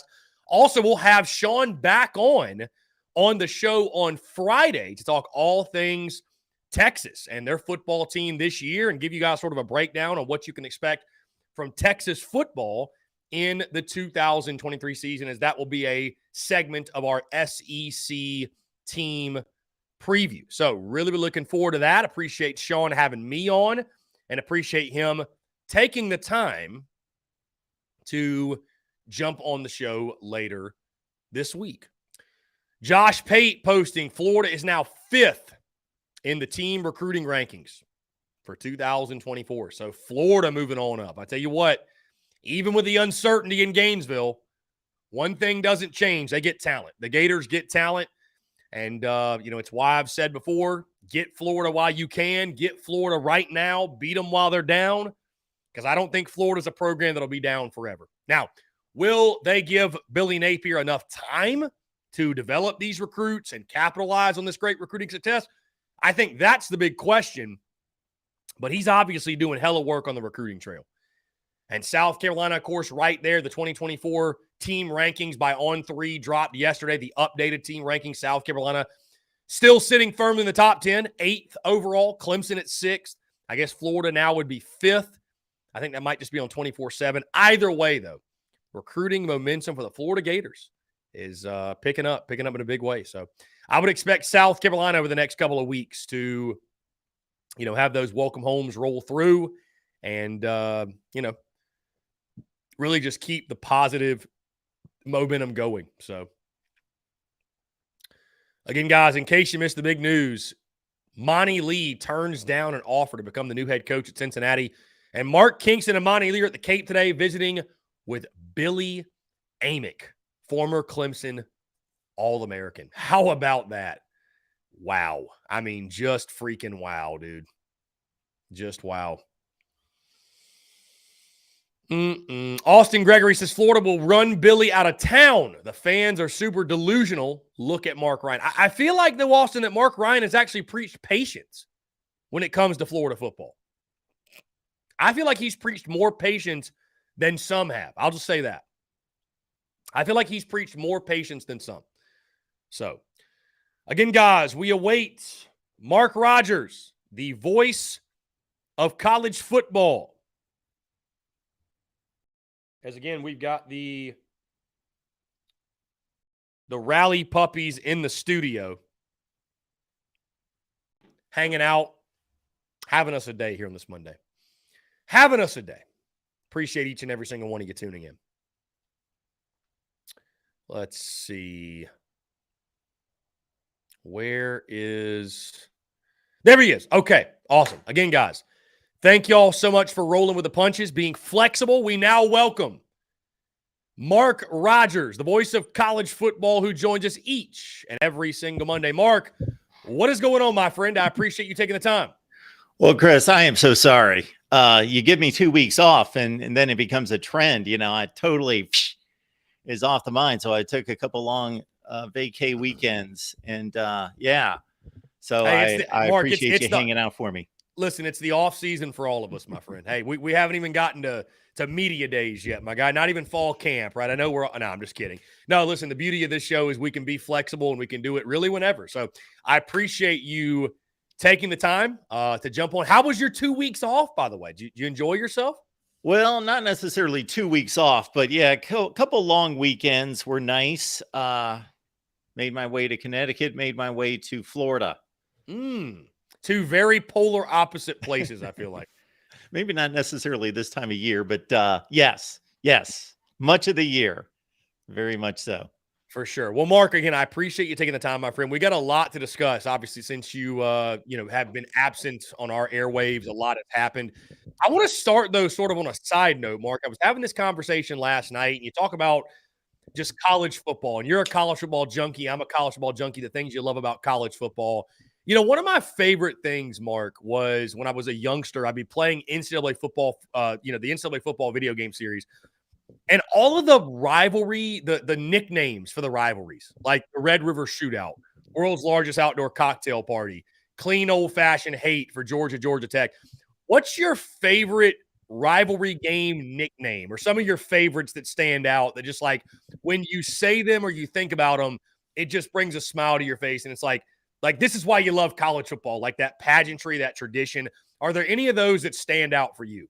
It brings a smile to my face, but it also brings a smile of kind of disbelief, because it seems like 90% of them have been banned or banished or something. Like there's no, we can't speak these words again. The world's largest outdoor cocktail party. Like for some reason that's disallowed. Like I hear certain sections of folks that say you can't say that anymore.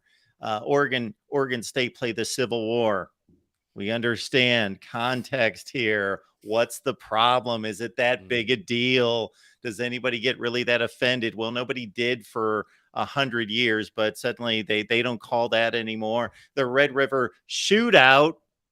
I've heard that the rivalry, the Red River something else is in there. The Red River, I don't even know. So that's my issue, is that we can't even keep the nicknames of the rivalries. But the Georgia Tech, the good old fashioned, hate. I like that one, because again, let's not be offended. Let's understand that nobody should be hating anyone here. It's football hate. It's sports hate. It's in context. Let's be okay with it. And then I have to go to my corner of the world and say, the game. There's a that just reeks of arrogance to just say, the game. But I guess when one of the schools involved is the Ohio State University, then you're going to have that just dripping with arrogance. What's another good one, Mark, I was just thinking of is the Backyard Brawl, West Virginia. I think it's West Virginia, Pittsburgh, right? Yeah. The Backyard Brawl. That's a great name as well. South Carolina, Clemson, unfortunately, it's just the Palmetto Bowl, or, they used to say the Battle of the Palmetto State, which, Big Thursday was an elite nickname before I don't know if in depth the history of South Carolina Clemson rivalry. That game was played every year on Thursday, like on Thanksgiving, I believe, or maybe the week before. But either way, it was played on a Thursday every year until like 1968 or something, or 1970. But it used to be nicknamed Big Thursday, which, again, that's a great nickname, but you don't play on Thursday anymore. So it's, I don't know. Yeah. You've got the Iron Bowl, of course, and you really have to dig deep in to try to determine, of course, that nothing speaks iron to me in terms of the state of Alabama. So I had to get the backstory on that at some point. And I covered for a long time the Egg Bowl, Mississippi and Mississippi State, and very concentrated rivalry. Doesn't get a whole lot of national pub, but very intense within the state. Great tradition. Played on Thanksgiving. They made a really smart move, because they thought, okay, we're cluttered up with all these rivalries across the country on Saturday. They signed with ESPN to play on Thanksgiving. And I actually was at covering the first Thanksgiving night Egg Bowl back in 1998, when Tommy Tuberville split right after the game and jumped on a plane for Auburn.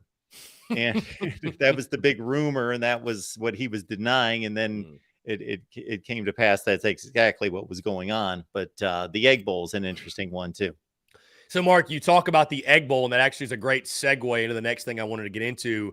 We talk about rivalry game nicknames. How about trophy games? You think about the Egg Bowl and that trophy. You think about the Golden Boot, LSU, Arkansas. You think about the Little Brown Jug. You think about Paul Bunyan's axe. Big Ten's got some great trophy games, by the way. There's some that are forced. The Bonham Trophy, I don't know if you knew this, Mark, is the winner of the South Carolina-Texas A&M game. Bonham was I forget, he was a soldier in the Alamo or something like that. The Mayor's Cup, I think, is a cool one between South Carolina and Missouri, because both states hailing from Columbia. Favorite trophy games that come to mind in college football? Well, you named a couple. Paul Bunyan's axe with Minnesota, Wisconsin, and then you get the little brown jug with Minnesota, Michigan, but that's been separated or discontinued, not completely, but by the Big Ten scheduling changes with them not playing every year. The Big Ten also tried to throw together, and they have somewhat successfully, Nebraska and Iowa, but also Michigan State and Penn State. They've had them put together for about 30 years playing a final game, and that is the Land Grant Trophy. Not hasn't really taken hold. UConn and Central Florida.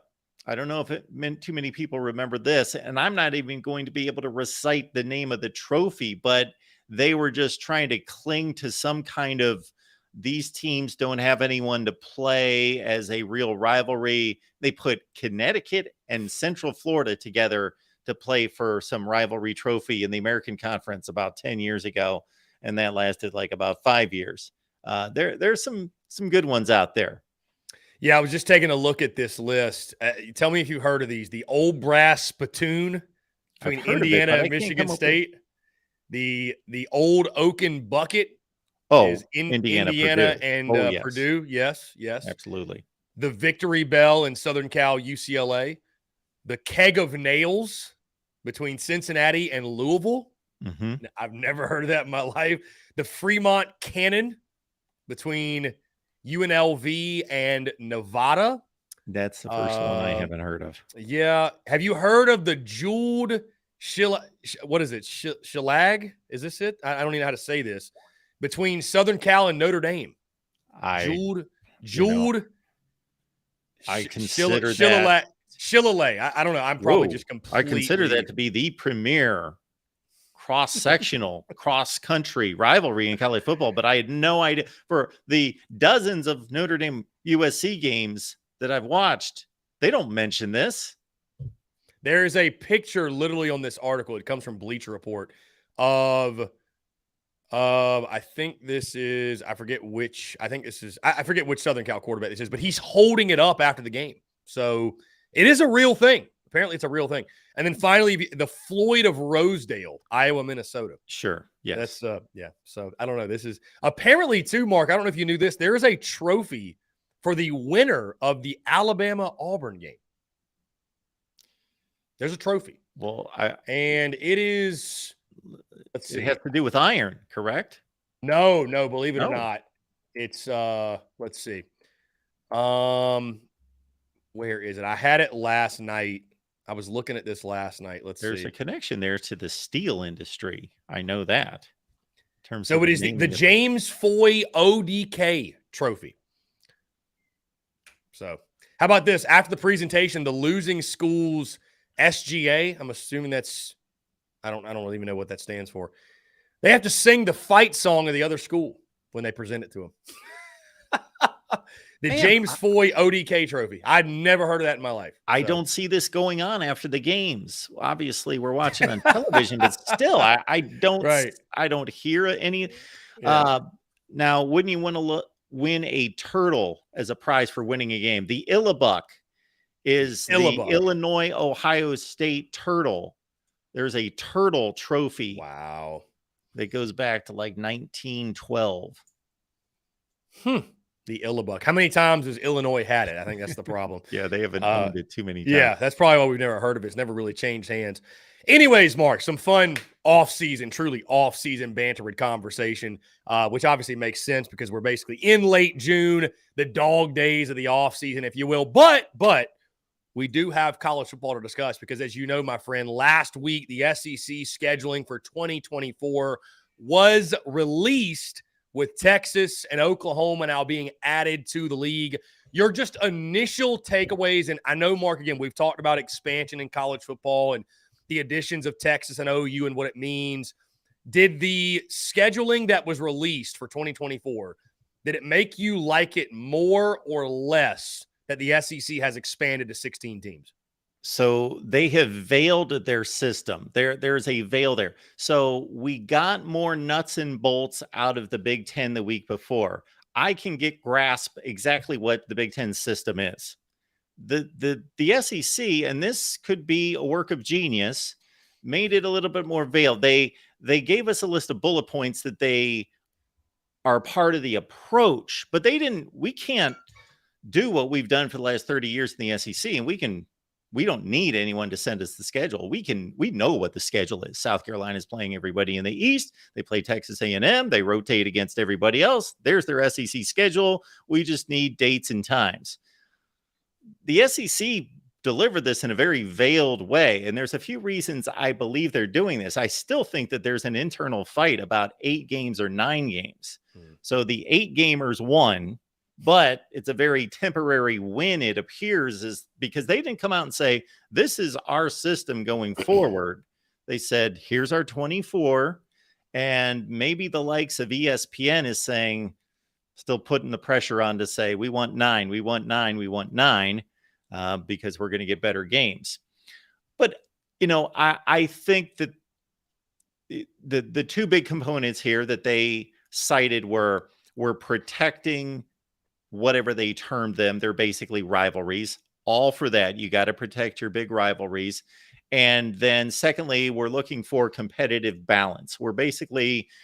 It's almost an NFL model to a certain extent, in that there's a component that is going to guarantee a level of equity. Like, nobody has a crazy difficult schedule and nobody has a crazy weak schedule, but there's also a component that says you are being judged based on your past performance, and the better teams are going to get tougher schedules and the lesser teams are going to get lesser schedules, much like the NFL. In the NFL, there's certain components that just dictate that you are going to play everyone in your division twice. You're going to play a rotation of a division in the other conference, but then the rest of it, the other half of the schedule roughly in the NFL, is left up to the NFL scheduling committee to determine their little formula that, hey, if you're a 12-4 New England team, or now 13-4, that keeps ripping off 13 and 14 wins, you're going to play a tougher schedule based on our formula, as opposed to the bottom feeders. It's designed to create parity to a certain extent. So, but if they went fully with that, Vandy would play the 8 worst teams in the league every year, because, they said that they took into account, they basically ranked all the teams in the SEC by winning percentage since 2012. And that was a large component of their schedule, but they guaranteed that everyone would play at least a certain amount of opponents in the top half of that list and also in the bottom half. So there's 2 components working there, one pulling toward scheduling equity, the other one weighting it toward the tougher teams getting the tougher schedules. Texas A&M, by the way, if Jimbo Fisher can't get this done in 2023, well, shoot, 2024, no Georgia, no Alabama, no Tennessee. LSU, if you consider those the 4 best programs in the conference right now, he doesn't have to face 3 of them. That's the lightest schedule I see in 2024. Yeah, I mean, again, you look at these schedules, and again, I agree with you. Texas A&M, I think, has the most manageable schedule. Mark, it's strange to label it easy. I don't know that labeling it easy would be the right word, but I tell you, who's got another manageable schedule? The South Carolina Gamecocks. I think Carolina, with all things considered, when you think about who you play and who you don't, and it's a weird feeling, right, Mark? Because there's no Georgia, there's no Florida, there's no Tennessee. That's the first time that's happened since 1991. But the Gamecocks 2024 slate looks like this: LSU, Ole Miss, Mizzou, A&M at home, Bama, Kentucky, Oklahoma, and Vandy on the road. And again, it's not an easy schedule by any means, but you trade Georgia for Alabama, and maybe I'll eat my words this time next summer, but I think anybody will take that trade based off the monster that Georgia has built. I think your home slate pretty manageable. And you think about, so I look at this, Mark, I think if they can figure out the quarterback position after Spencer Rattler leaves, the way you're recruiting on the line of scrimmage, the way they're recruiting as a whole, I could see 2024 being sort of a jumping point for Shane Beamer's program. How do you view this schedule? Again, you already mentioned you think A&M is the most manageable. Would you agree, disagree that South Carolina is also, I think, one of the more manageable, and it's one they could maybe take advantage of? Yeah, I haven't lined up all the schedules in the conference top to bottom, but it certainly sounds like it. Um, yeah, nobody's got an easy schedule. When I say if that came out of my mouth, easy schedule for Texas A&M, easy relative to the rest of the SEC. You take that schedule, you go play in the ACC or anywhere, go anywhere. It's a tough schedule. Nobody would want to see Arkansas, South Carolina, LSU. Nobody would want to see that kind of lineup week in, week out. Yeah, South Carolina as a pretty, to kick off Tennessee and Georgia, to get them off the schedule. And then Florida, certainly not looking too good in the moment, but long term, they're going to be fine. I guess the jury's still out on Billy Napier, recruiting pretty well right now toward the future. But yeah, that's a manageable schedule for the Gamecocks. I want to switch gears a little bit, Mark, because this just dropped this morning via the Joel Klatt show. Nick Saban speaking again on the college football playoff system. He had this to say, quote, but do you really believe, but do you really get the best teams? When they told me that we would be favored against 3 out of the 4 teams they got in the playoff, I'm like, why aren't we in the playoffs? So Nick Saban is irked about the playoff system as a whole. What are your thoughts on Nick Saban's comments on the playoff? And just, this is not the first time that this has happened, right? He also says, quote, if you're going to have parity, you have to have a better way of figuring out who has the best teams, not just because you lost 2 games in the last play of the game. I mean, does it sound like sour grapes to you? Like what? What do you make of Nick Saban and just being so against the way things are right now in college football? Well, I do think that to a certain extent, Nick Saban has earned a right to say more than anybody else in the sport. Mm-hmm. And he has typically been measured, reasonable, all those things. Like, he doesn't have who do I want to fill in the blank as just shooting on, from the hip. Jimbo's been somewhat like that. He doesn't have a reputation for that. I don't have a huge issue with Nick Saban the majority of the time. But the issue here is that he made that same claim, yes, once the playoffs were determined, and when he was campaigning the night of the championship games, he did that as well.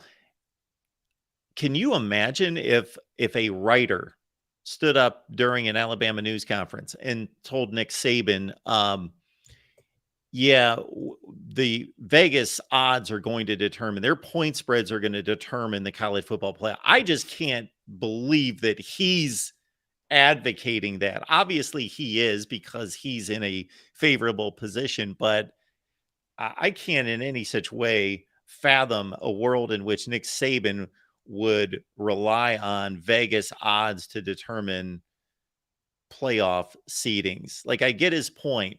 There's 2 ways. You basically have 2 camps when it comes to the playoff. You have the camp that says you got to earn your spot. Wins matter regardless of what conference you play in. You got to win the games. We're going to select based on championships and record.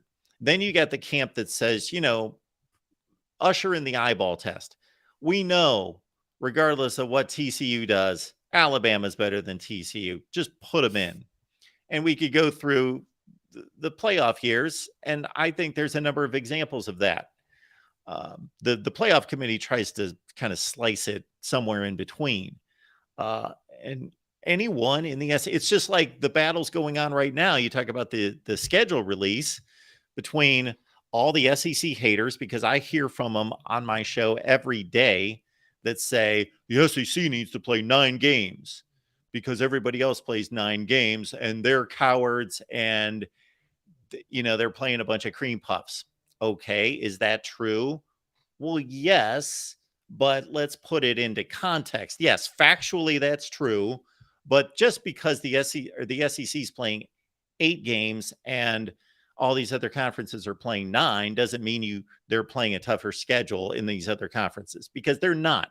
So the SEC, number one, has earned the right based on their postseason track record, based on the record of winning more non-conference games in the regular season than anybody else, to say, you know what, we're the best conference. If we want to decide to play 8 games, then we're going to play 8 games.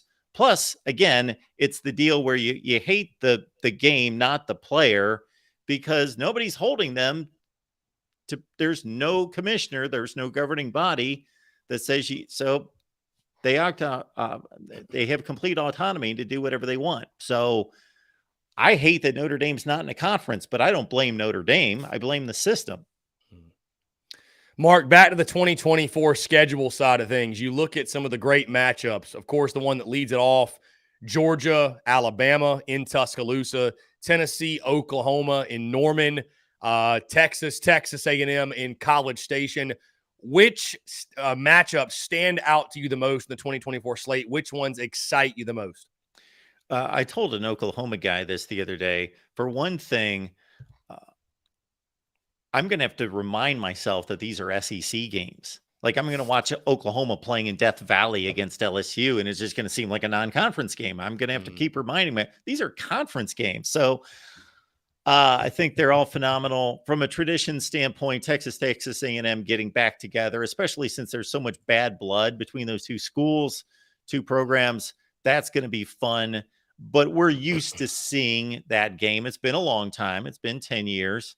But we're used to seeing those uniforms on the same field. Just seeing matchups that we have not seen, some in the history of college football, others for a long, long time.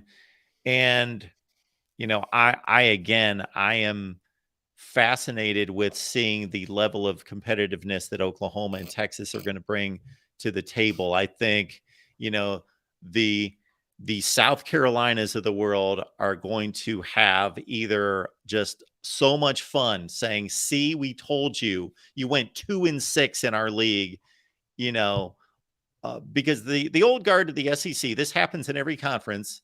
They're going to have fun bashing on the newcomers for a little while. You got to earn your stripes. We don't really consider you completely part of the league yet. You got to get slapped around a little bit first. Or if Oklahoma and Texas come in and say, you know, do better than expected and say, it's really not that big a deal.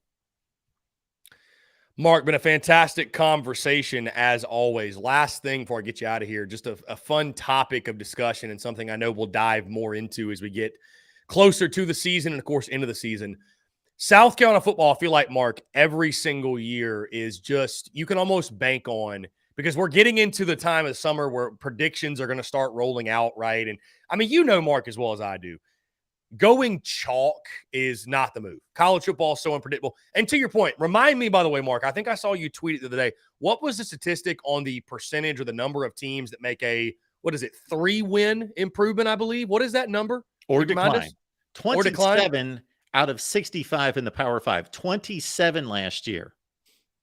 Right. So there's a lot of change year to year in college football for a third of team. So that kind of brings me to this, that South Carolina is one of those teams that, for better or for worse, win one they shouldn't, lose one they shouldn't. At least in the minds of South Carolina fans, it feels that way every year. And you look at the 2023 schedule, the 3 big road games, and I think the 3 games, dare I say, Mark, and you can disagree with me if you like, but I think you'll probably be the biggest underdogs on the season: at Georgia, at Tennessee, and at Texas A&M. I think that'll probably be the 3 largest point spreads. A&M may be the wild card, depending on what they are, but I think most expect them to bounce back in a big way with Bobby Petrino as the OC, and they've just got too much talent to be what they were last year.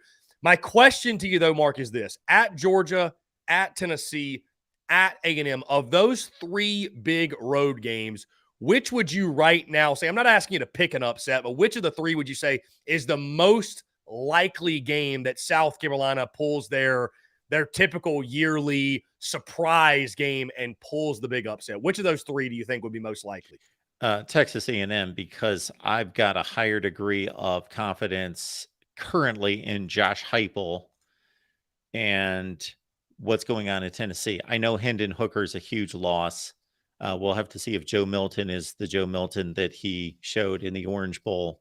And I do agree with you that Texas A&M, Miami was a mess at 5-7. Texas A&M was a mess at 5-7, but A&M was a completely different 5-7. They were competing and losing one-score games in the SEC. They're close to being a really good team, a 9-3 kind of team. So, but I would still say Texas A&M.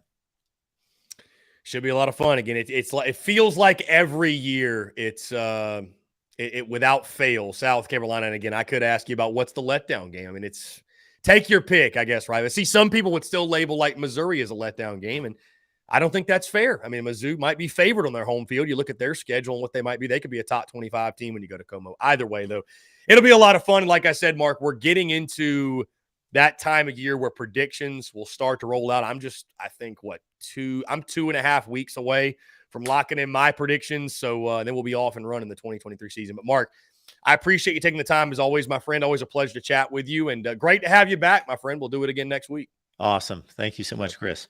Appreciate it, Mark. Take care. Great stuff. Mark Rogers, the voice of college football. Guys, we are going to jump into a quick break. But after that, we'll take just one break in our third hour because I want to get into your questions, your comments, your calls, and more. We'll do that when we come back in our Q&A Power Hour. All that and more here on this Monday. You're tuned in to the Daily Crow. Attention all Gamecocks seafood lovers. Are you tired of searching for the freshest seafood in town? Look no further than the Carolina Fish Market, your go-to destination for the finest and most flavorful seafood in the Carolinas and beyond. Introducing the new Carolina Seafood Subscription Box, a culinary delight delivered right to your doorstep. Each month, you'll receive a carefully curated selection of fresh local seafood sourced directly from the waters of the Carolinas and beyond. From succulent shrimp to mouth-watering grouper to flounder or tuna and everything in between, their subscription box brings the ocean's bounty straight to your Gamecock kitchen. What sets the Carolina Fish Market apart is their commitment to quality and sustainability. They work closely with local fishermen and women who use responsible fishing practices, ensuring that every bite you take supports both your taste buds and our precious marine ecosystems. They've even won Best Seafood 5 out of the last 8 years.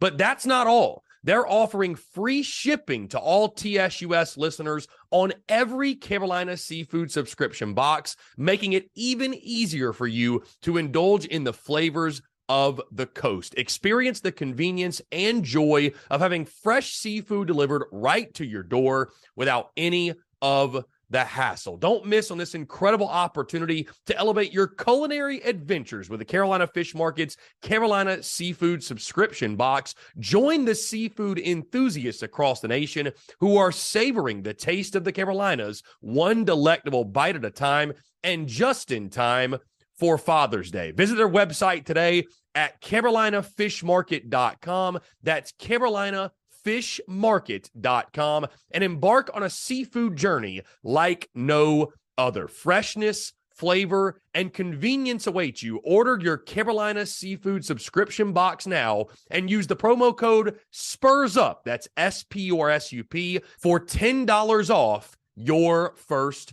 purchase. Again, that's promo code SPURSUP, SPURSUP, for $10 off your first purchase. The Carolina Fish Market, where taste meets the ocean.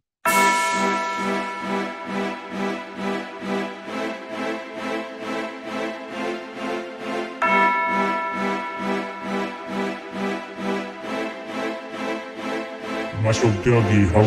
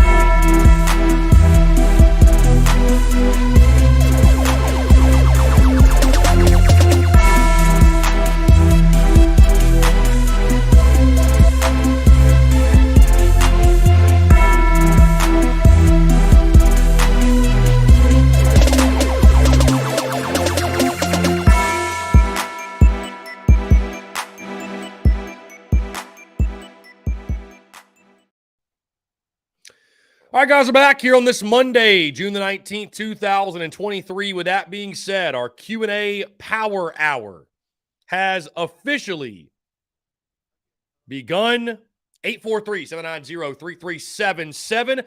That is 843-790-3377. Appreciate each and every single one of you tuning in. I have no idea what is going on right now between Bruin Nation and John Edward. In the comments, I have literally no clue. I'll try to catch up the best I can. Either way, let's get into it. Let's see. Todd Smith said, I'm ready for some football. Indeed, my guy. I hear you. Many are. Hey, that being said, let's jump to the phone lines. Call from Robbie Davis, Zaxby's Hall of Famer. Robbie, what's going on, my friend? How are you? I'm good. Can you hear me? Because my nephew's watching a movie downstairs. Can you hear me okay? I can hear you perfectly clear, my man. What's going on? Okay, first things first, I think, because you were talking earlier on in the show about I think, what, if I remember correctly, what coaches have more to prove. And in my opinion, I think Dowell Loggins has more to prove than any of our other coaches that we have, because like I've always said, it's different in the NFL and college. It's much different. It's the same game, but it's played differently. Does that make sense? Indeed, yes. Same. I mean, I'd agree with you. It's definitely a transition. College football is a completely different beast than the NFL. So, yeah, I mean, there's definitely pressure on Dowell Loggins. I'll tell you this, Robbie, when I asked that question, you're not wrong. I was asking it from the standpoint of position coaches. So, like wide receiver coach, O-line coach, D-line coach, running back coach. I mean, obviously, Dowell Loggins has got a lot of pressure. He's your offensive coordinator. Yeah. But from the position coach side of things, I think there's some interesting conversations there. I think a lot of the attention goes immediately to a guy like Montario Hardesty and what he's done or has not done at the running back coach position. I was literally just thinking that. I was surprised he was retained, to be honest with you. I was very surprised he was retained. So, but there's others I think that have pressure as well. So it'll be really interesting to see. But certainly Dowell Loggins, man, we're going to talk a lot of Dowell Loggins before we get into the season for sure. Right. Obviously, the position coaches have pressure on them. Mm-hmm. But I was just saying, like, as a whole, he's got probably the most pressure on him more than anything. Yeah, no, for sure.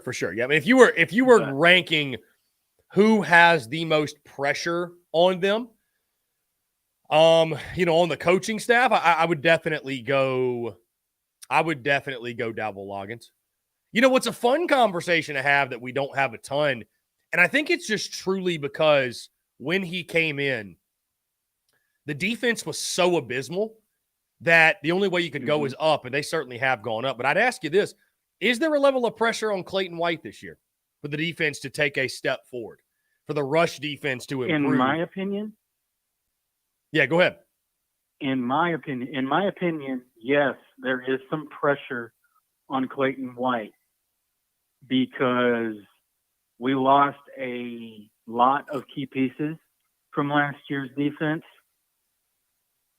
So, and they were pretty darn good football players. So, yes, I would absolutely say wholeheartedly that Clayton White has got to turn up the heat in the kitchen, per se. Yeah, find out who really wants to be on that defense and prove a point that even though we lost some key pieces, that we're not going anywhere. We're going to be physical. We're going to hit you. And whenever we hit you, you're going to know it. Yeah, I mean, I just think improving statistically across the board. Again, I think Clayton White, he's done a really good job with what was left in his first two seasons. But I mean, I think the big thing we all point to, obviously, look back at is the rushing defense. it's Yeah.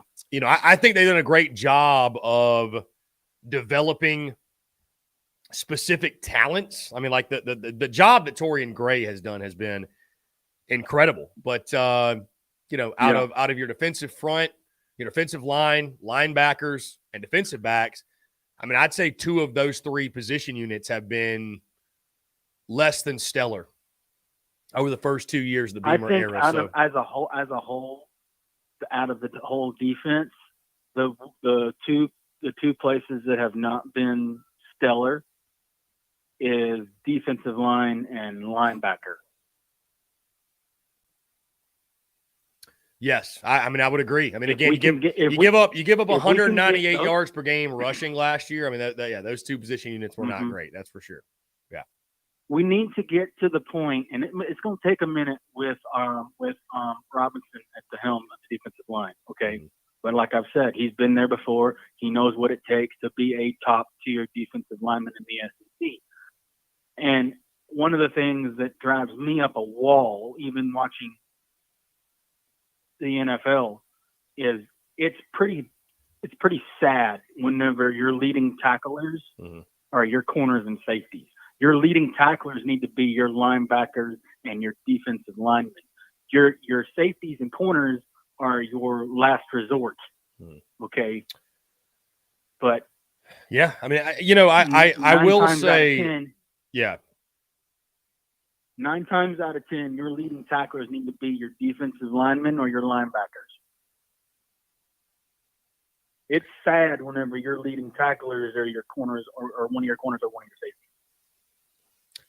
I mean, that's the sign of not having a very good defense. Yeah, I mean, of not having a very good defensive front for sure. I mean, I will say this: the thing that gives me the most hope is that I feel like, as crazy as it sounds, that Shane Beamer is recruiting. I mean, there's a reason he's making it a point of emphasis to recruit the line of scrimmage, offensively and defensively, and I don't think we've seen that level of commitment to recruiting the line of scrimmage since the late great Brad Lawing was in Columbia, and since Steve Spurrier and the best teams in South Carolina history were being built, because they believe in the same thing, as evidenced by the guys that they brought in. So I think that level of commitment is there to bring in those guys, because it's still a line of scrimmage league. Obviously, you got to be able to block, you got to be able to tackle, but you also got to be able to push the other guy around. And if you don't have those guys up front, you just get exposed. And I really, truly believe, and I'll stand by this, that the reason for, people wonder why Carolina is so inconsistent on the football field. Well, I think when you have issues up front,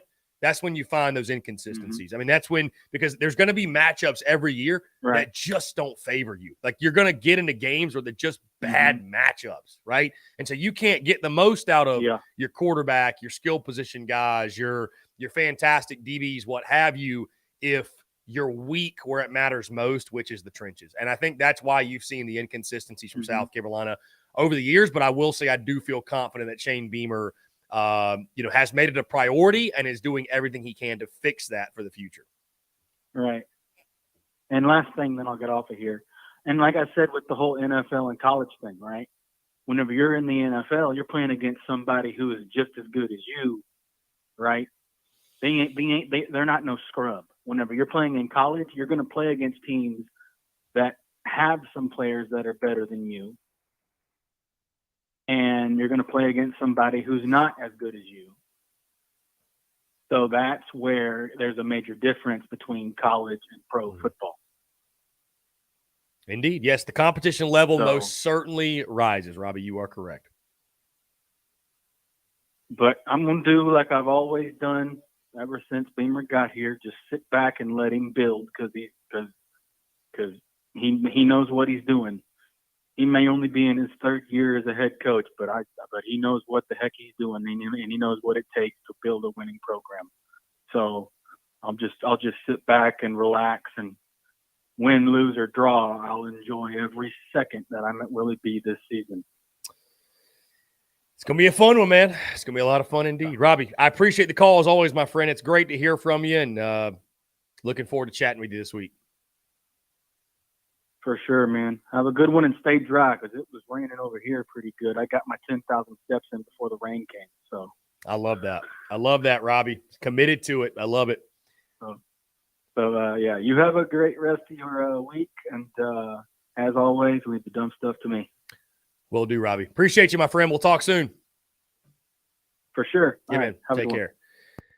9 minutes and 23 seconds, Robbie Davis. I will say, though, Austin Gregory, he did go that long, but I blame myself some for that because I was actually enjoying having that conversation over and over and over and back and forth, if you will. So, some of it was my fault, but no doubt. Yeah, no doubt. 9:17 on the call. Yeah, Austin Gregory says. All right, let's get into your questions from YouTube. There is a good number of them. And again, I appreciate you guys flooding the YouTube chat. Austin Gregory, back to the pitching coach side of things. It's not often you lose a coach and instantly replace him with a guy. Not just some guy, but a guy.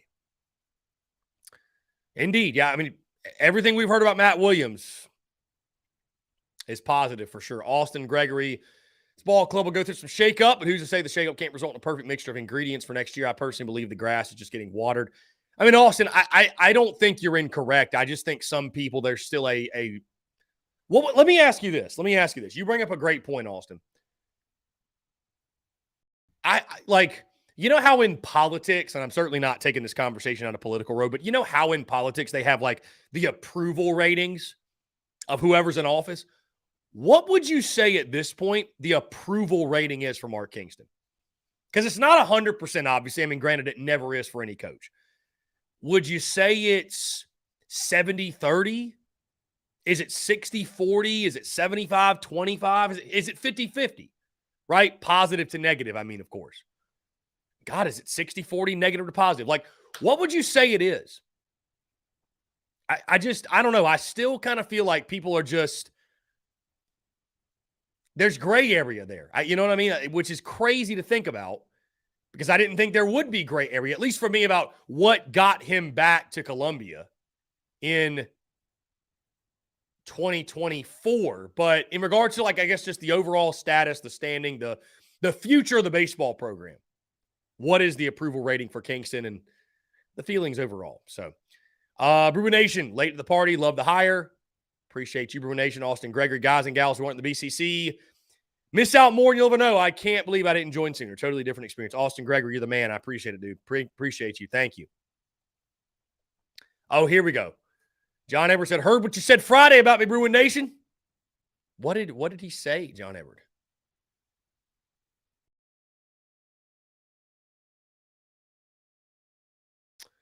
Ethan says, I'm sorry, but it's time for Ray Tanner to go. Too much tiptoeing around him because of his legacy. For the best interest of the program, they need to remove all bias out of the equation. I mean, Ethan, listen, I'll say this. There's a reason I have not gone on any sort of fire Ray Tanner tirade because I love Ray for what he did on the diamond. I selfishly, I have bias, and I love Ray Tanner for what he did with the Yardcocks. That being said, is he a great athletics director? Not really. And I'll say this, though. You know what's tough? The only thing we have to judge off of is hirings and firings. That's it. Because there's a lot that goes into what an AD does that we just don't see, guys, or we don't even really know about. Like, so you're judged as an AD off of your hirings and your firings, right? Your hits, your swings, and either your hits or your misses in hiring and firing. And for Ray Tanner, it's been very much so a mixed bag. You know what I mean? So I don't have a problem with Ray Tanner. I really don't. I think a lot of people for a lot of people, man, it's low hanging fruit when things don't go well to blame Ray Tanner. So I'll just say this though.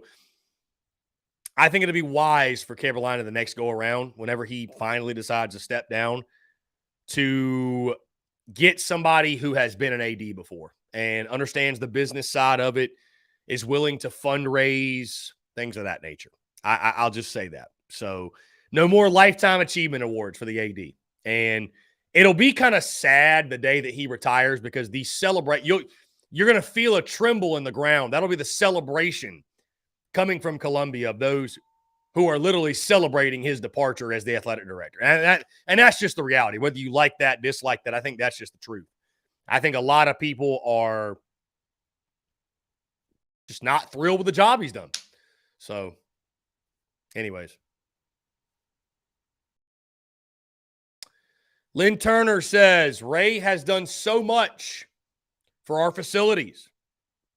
I mean, you're right. I mean, listen, that's the thing. It's not like he's done all a bad job. And that's why, again, I don't sit here and I don't, just harp on fire Ray Tanner. Like I don't have that energy. I think Ray Tanner gets a lot of blame for stuff that he doesn't really have that much control over, to be honest with you. Everybody needs somebody to blame. Everybody needs a scapegoat, if you will.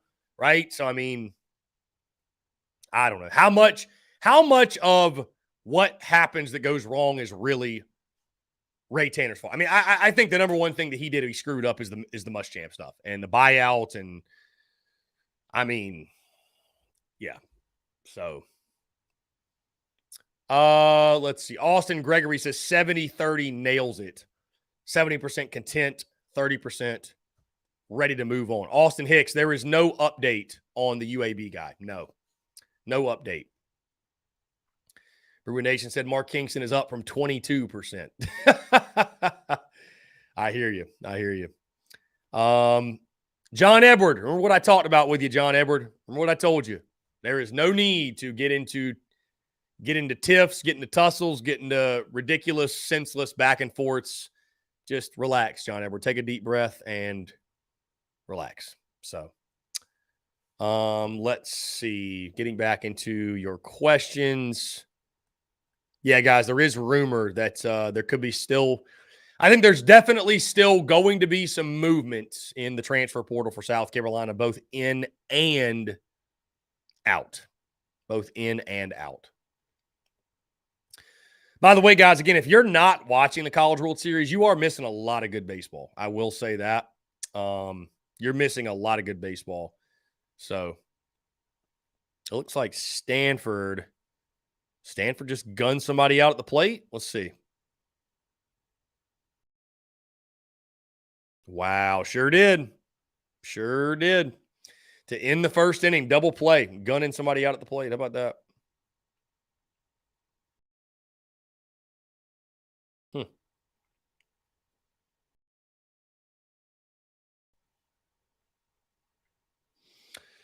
Anyways, guys, 843-790-3377. That's 843-790-3377. Jeff Gullidge says, how many more days into the players report to summer workouts and camp? Jeff, we got a while to go, my guy.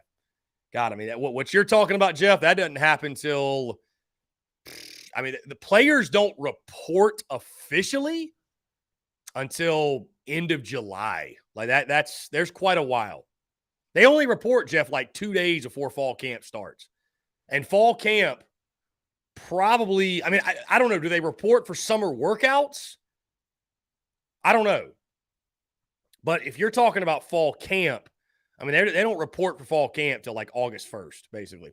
So they're definitely going through summer workouts. The strength and conditioning staff is getting their time in with them. But I don't have like the official dates or anything. But I mean, yeah, Jeff, the outside of recruiting, there's not going to be a lot to report on the football side of things for the next couple of weeks. I mean, there's really not. I mean, we're going to do everything we can on this side. To, keep the conversation rolling football. And, of course, guys, in a couple of weeks, we're literally getting into our preseason content. I'd really just say over the next 2 weeks leading up to July 4th, we're going to do our SEC team previews, and we're still rolling with the top 5 series. We'll conclude that this week, actually. But, players don't report for quite a while. But everybody's going through off-season workouts, man. I think maybe in July they are on campus for the off-season workout stuff with Luke Day. I could be wrong. Again, I don't have the exact dates, but that would make sense. Austin Hicks says, I know you've talked about this before, but are you going to be at the home football games this year? And the answer, Austin Hicks, is no. I will not be at the home football games. Again, we are committed to the content we are creating. We will have folks on hand at those games selling merchandise, towels, T-shirts, hats, whatever. Spreading the good word of TSUS, again, selling the merchandise, stuff like that. But I mean, you never know. Could I slide down to a game potentially? But Austin, right now the plan is we're going to be doing a post-game call-in show after every single game, and I'm talking like 10 minutes following the conclusion of the game. That's something I want to do. That's something that I know is a needle mover for content. That's something that I expect the numbers to be absolutely outrageous, be crazy. And it's something I've pondered for a while, and it's something I want to do. Also, Austin, again, I just can't continue to stress the advantage being in the studio, making content versus being at the game. Like, literally, I can point you to last year. I was at the Georgia State game, week 1, and I could not even upload a halftime update video because the service in Willie B was so bad that I was unable to upload it. And even when I had decent enough service to upload anything, I had to keep it like 10 to 15 seconds because if it was any longer, literally it was too big of a file to upload. So I'm excited also, man, to sit back and watch the other SEC games, watch other college football, and, again, be able to be more active in regards to content on game day. Because last year, again, Austin, as fun as it was, really the entire purpose of game day for me last year, and it was so great meeting you all, but again, that's why we have the Carolina Ale House Tour, and I know my guy Dave Garrick actually reached out. We do not have those dates ready yet. I promise you, once they are, you will know. Everyone will know immediately. But, really last year, year 1 in 2021, the TSUS tailgate served as a big party, right? We were having fun, having a good time, right? Last year, it served more as, guys, like a pop-up shop. I mean, that's really what the tailgate was, right? We were out there flinging merch, selling towels, having a good time. But that's really all it was. And so now I have people that are going to be around the tailgates, whether it be in the fairgrounds, it be at Seawells, that have already expressed interest in, hey, Chris, hook me up with the towels, T-shirts, whatever. Like, they're not employees of TSUS, but they want to lend a helping hand. And they want to support TSUS and spread the good word and make sure the merchandise gets out there to the masses. And so that part's taken care of. And so I say this sort of tongue-in-cheek, but for me as a content creator, my number one goal and objection on game day to be produce the content to the highest level possible. There is truly no point in me being in the stadium at Williams-Brice Stadium. There's just no point, dude. There's no point. You know what I mean? So, again, I want to do the post-game call-in show. I want to be able to cover the game in-game. I want to be able to upload like my halftime update, post-game update with no problem. And so, again, for all of the reasons that I just mentioned, no, I will not be at the football games this season. As of right now, these plans could change. These plans could absolutely change. But right now, the plan is to stay back behind, not because of any reasons other than I'm committed to creating the content at the highest level, and it's something I want to do. And, this was something when I moved out of Columbia, guys, like I knew. You know what I mean? Last year, I went to all the games. But, and you know what? If it's a game like maybe Tennessee last year or Clemson, this could always change, right? But, I mean, guys, even honestly, getting in stadium pictures and videos, and I have people that send me those on the regular. So it's like, when you think about it and you weigh the pros and the cons, there literally is no benefit to me being in stadium. There's none. There's no benefit for what I do. There's no benefit to me being in stadium. And again, you'll see some of the silly rumors out there, some of the craziness on social media. He's banned from you'd think I'm banned from the city of Columbia. Next, it'll be I'm banned from the state of South Carolina. Nobody's banned from anywhere. I simply, guys, again, am just making decisions that are in the best interest of business, of content. And again, I don't expect expect most to understand that, because again, I'm the normal fan is not going to understand my vantage point, my perspective, and why I'm doing these things. And I'm not the normal fan. So I get it. I understand it. But for me, for content, it makes the most sense. I'm going to stick behind. And yeah. James Kendall, banned from Somerville, if anything. Yeah, the Carolina Ale House in Somerville. I should be banned from there. I absolutely should. But again, like I said, things can change, no doubt. But no, right now the plan is to stay behind. And I'm honestly, guys, I'm looking forward to it. I've been to tons of games at Willie B. That's why I didn't like, I honestly loved this past baseball season. I did. Like, I loved the flexibility. I loved being able to, not have to be glued to Founders Park for every game. Like, the point of being an entrepreneur is to get more freedom, is to get more flexibility. Like, what is the point of being an entrepreneur if you feel like you have to be anywhere or you have to do anything? I don't create any of the content I create. I don't go live here. I don't do any of this because I feel like I have to. I do it because I enjoy doing it. I love to do it. And I still love going to games, by the way. But if you can't pivot and adjust and evolve and, change up, try different things, like, what's the point in being an entrepreneur, right? What's the point in being an entrepreneur?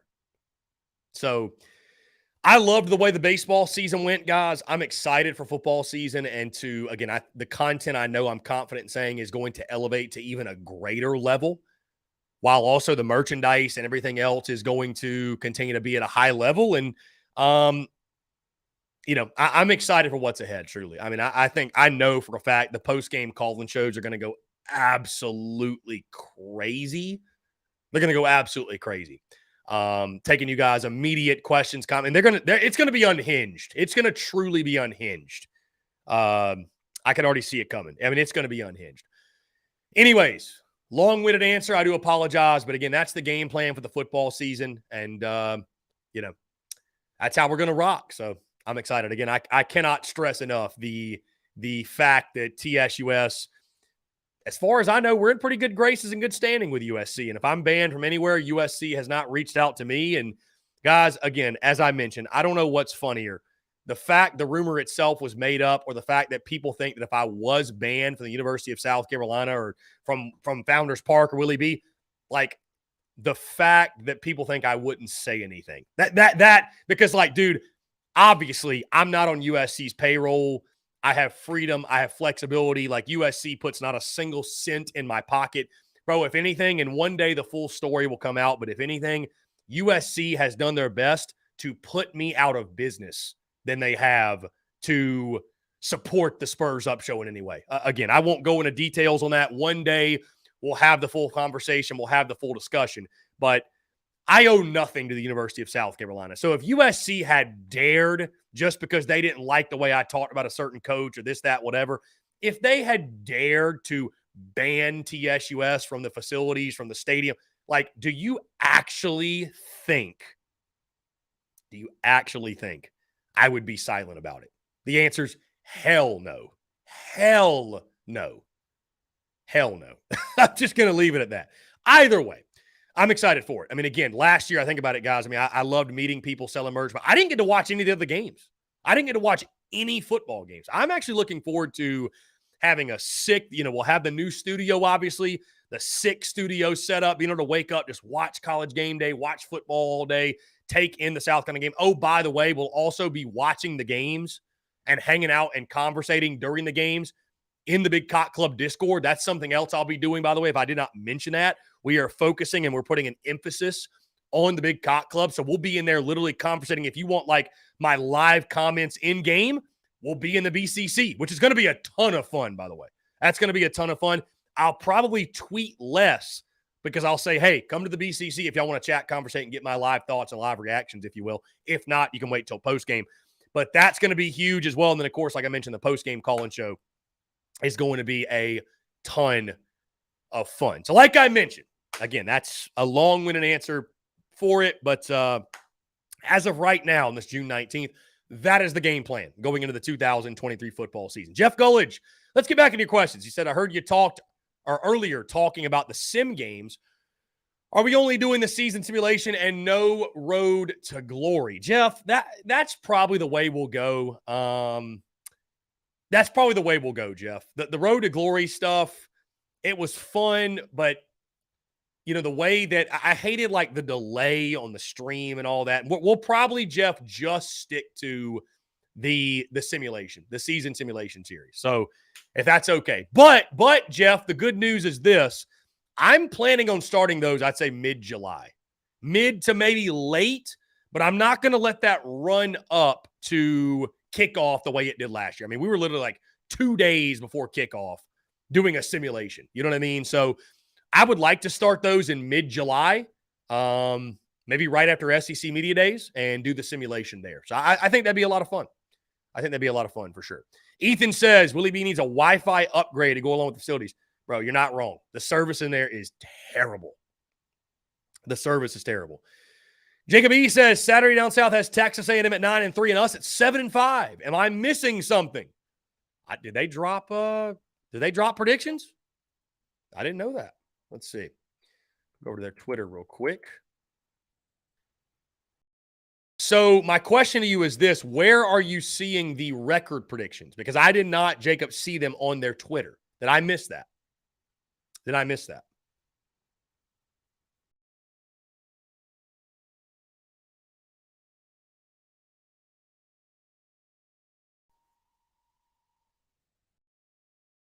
Oh, on their website. Let's see. Okay. This is new information for me. I did not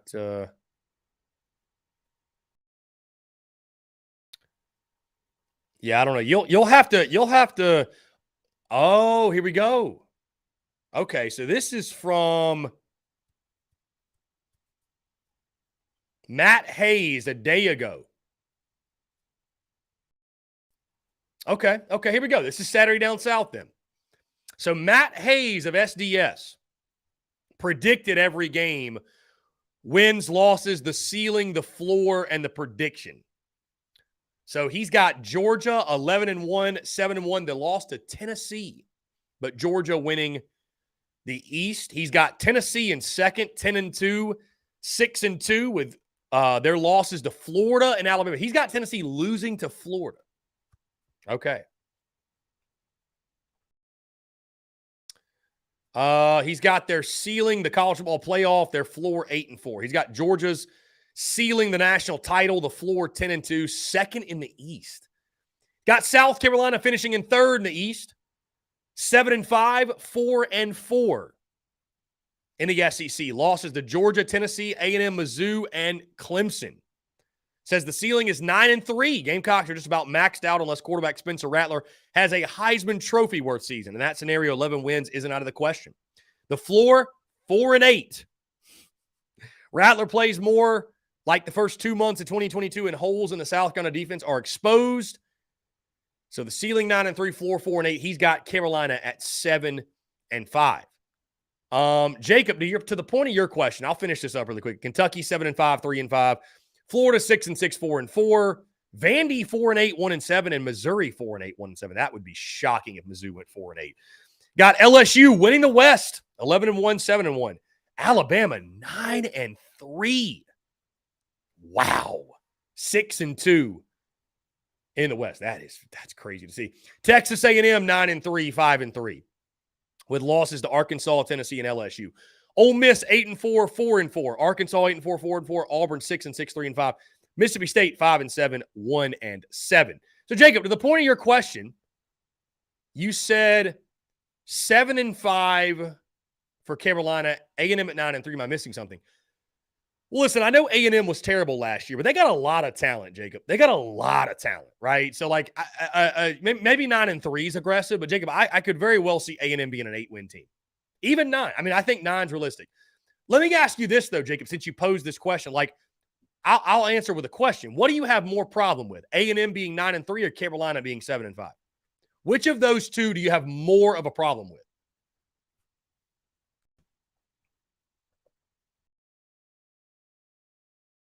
Again, I would love Jacob's response here. I'm just curious. I'm genuinely asking. Is it more confusing that A&M's at 9-3 or Carolina's at 7-5? Because I'll just speak on A&M for sure. Because I was going to say, I'll speak on the Carolina side of things.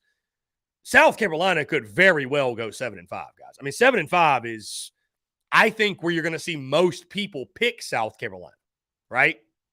I really do. I think where you're going to see most people pick the Gamecocks is 7-5 because of the schedule, because of some of the question marks.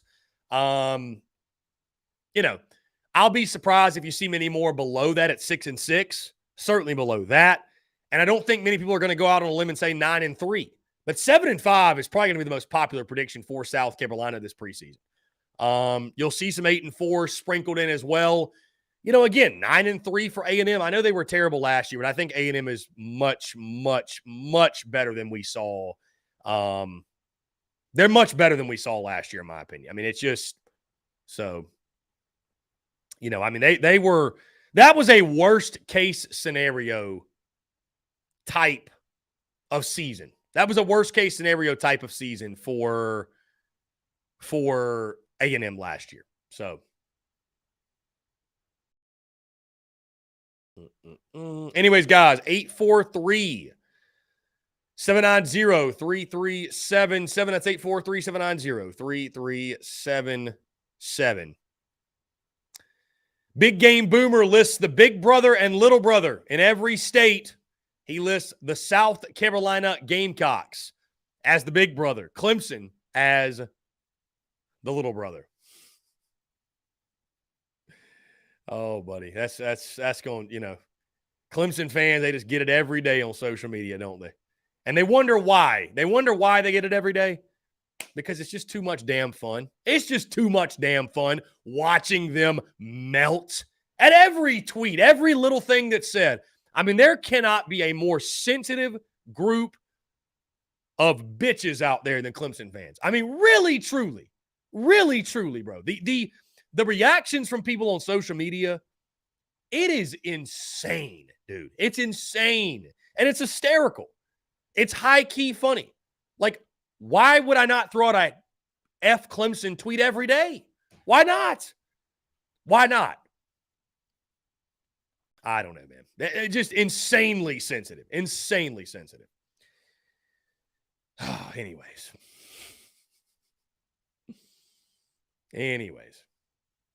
It's all in good fun, too. That's the funny part. Like, I don't really hate anyone necessarily. But it's just, it's a blast. It's truly a blast. Yeah, Jeff, I don't see Missouri going 4-8 either. I'd be stunned at that. I'd be flat out. But I tell you this. Somebody's got to have a bad year. Somebody's got to have a porous year, man. Somebody's got to have a porous year. Will it be Mizzou? Will it be Kentucky? Will it be the Gamecocks? I wonder, are people accepting of the fact that South Carolina, as easily as they could go 8-4 or 9-3, they could just as easily, in my opinion, go 6-6. God forbid, is 5-7 in play? I don't think it's going to happen, but is it in play? I mean, you never see it coming when you have a bad season. I don't think it's going to happen. I'm just throwing out hypotheticals here. Guys, we will jump into one final break. On the side, I want to continue to hear from you more, your questions, comments, calls, and more. You're tuned in to the Daily Crow. Attention all Gamecock seafood lovers. Are you tired of searching for the freshest seafood in town?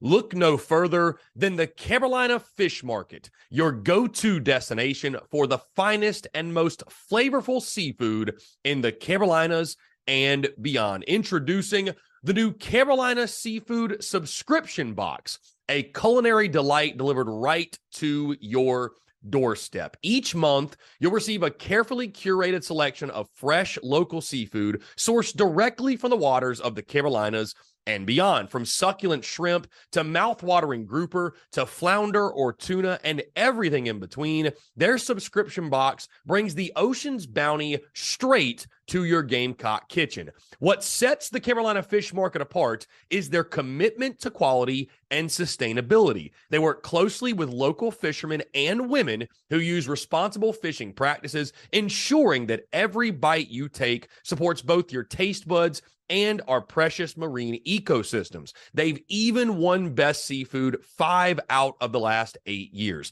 But that's not all. They're offering free shipping to all TSUS listeners on every Carolina Seafood subscription box, making it even easier for you to indulge in the flavors of the coast. Experience the convenience and joy of having fresh seafood delivered right to your door without any of the hassle. Don't miss on this incredible opportunity to elevate your culinary adventures with the Carolina Fish Market's Carolina Seafood Subscription Box. Join the seafood enthusiasts across the nation who are savoring the taste of the Carolinas, one delectable bite at a time, and just in time for Father's Day. Visit their website today at carolinafishmarket.com. That's carolinafishmarket.com, and embark on a seafood journey like no other. Freshness, flavor, and convenience await you. Order your Carolina Seafood Subscription Box now and use the promo code SPURSUP, that's SPURSUP, for $10 off your first purchase. Again, that's promo code SPURSUP, SPURSUP, for $10 off your first purchase. The Carolina Fish Market, where taste meets the ocean.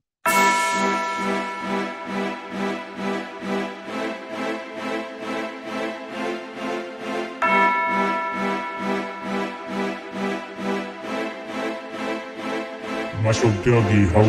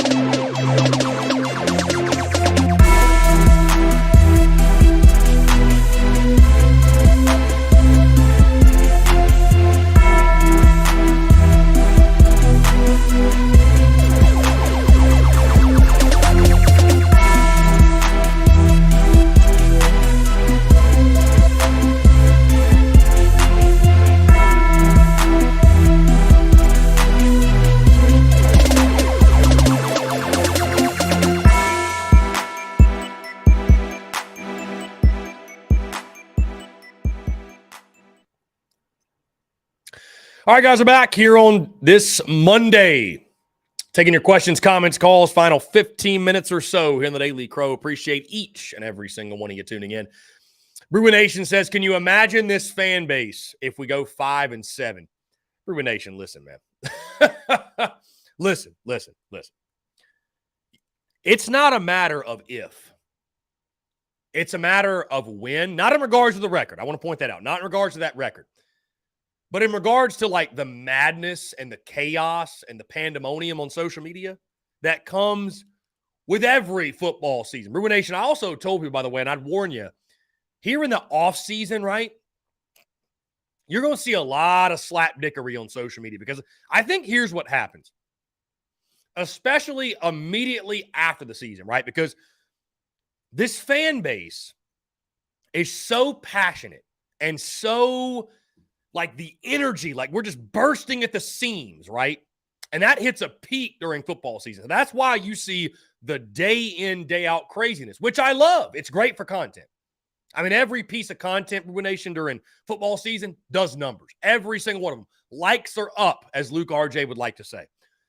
So during football season, I mean, every comment that's made is being like publicized. It is being, I mean, it's to the moon for sure. But what happens is when there's not football, well, all that pent-up energy, Bruin Nation, it's got to go somewhere. And I genuinely believe that's why you see the slapdickery take place in the offseason. Because, like, this past weekend, for example, or just all throughout, there's nothing going on, right? And these slapdicks, they need something to do. They got this pent-up energy. You know what I mean? They got to do something. Whether it be troll, whether it be make videos, whether it be whatever it is. People getting in fights on Twitter. I mean, I saw it this weekend. I did not partake. Saw people getting in fights on Twitter and stuff. Like, people just, some people cannot just chill, bro. Some people just can't chill. And I mean, I love it. I love it. I'm not complaining because it's that passion and that craziness from some that really fuels into like what makes why I'm able to do it on a day in, day out basis and why I'm able to do this for a living. But Ruben Nation, it wouldn't matter if Carolina went 12-0, dude. It really wouldn't. Wouldn't matter if Carolina went 12-0. It's the craziness will never stop. Dude, even after Carolina wins, and I think people attack TSUS and attack me most when Carolina wins, and I am happy and saying positive things. It's like, oh, look, Chris Phillips of the Spurs Up Show is happy. Let's do everything we can to attack that. You know what I mean? Like, genuinely, Bruin Nation. Which is typically, though, how social media works, right? Miserable people go after happy people. That's how social media works. That's it. Happy people don't go after miserable people because miserable people have nothing that they seek. I'm not envious of a miserable person. I'm not. The only envious are those who are miserable who see happy people just kind of going through life, doing their thing, pursuing their passions, their dreams, putting in work, and doing great things and trying to be the best they can possibly be on a day in, day out basis. And that's why the loudest noise on social media is slapdickery. Because the only people who are loud are those who are miserable. Because if you're a happy person and at peace, what do you need to say? You just simply live. You just simply live and keep your sights set on where you're going and what you're doing and your passions and the people around you who love you and you love them and you know your circle, and you don't entertain the nonsense. You don't entertain the foolishness. You don't entertain the slapdickery. That's why social media is like, God, it's such a toxic place. It's so because it gives the miserable an opportunity to attack happy people. That's really genuinely how it boils down to it. That's what it boils down to. So anyways, enough of a lesson on social media. It's all good. So something that Matt Jones pointed out.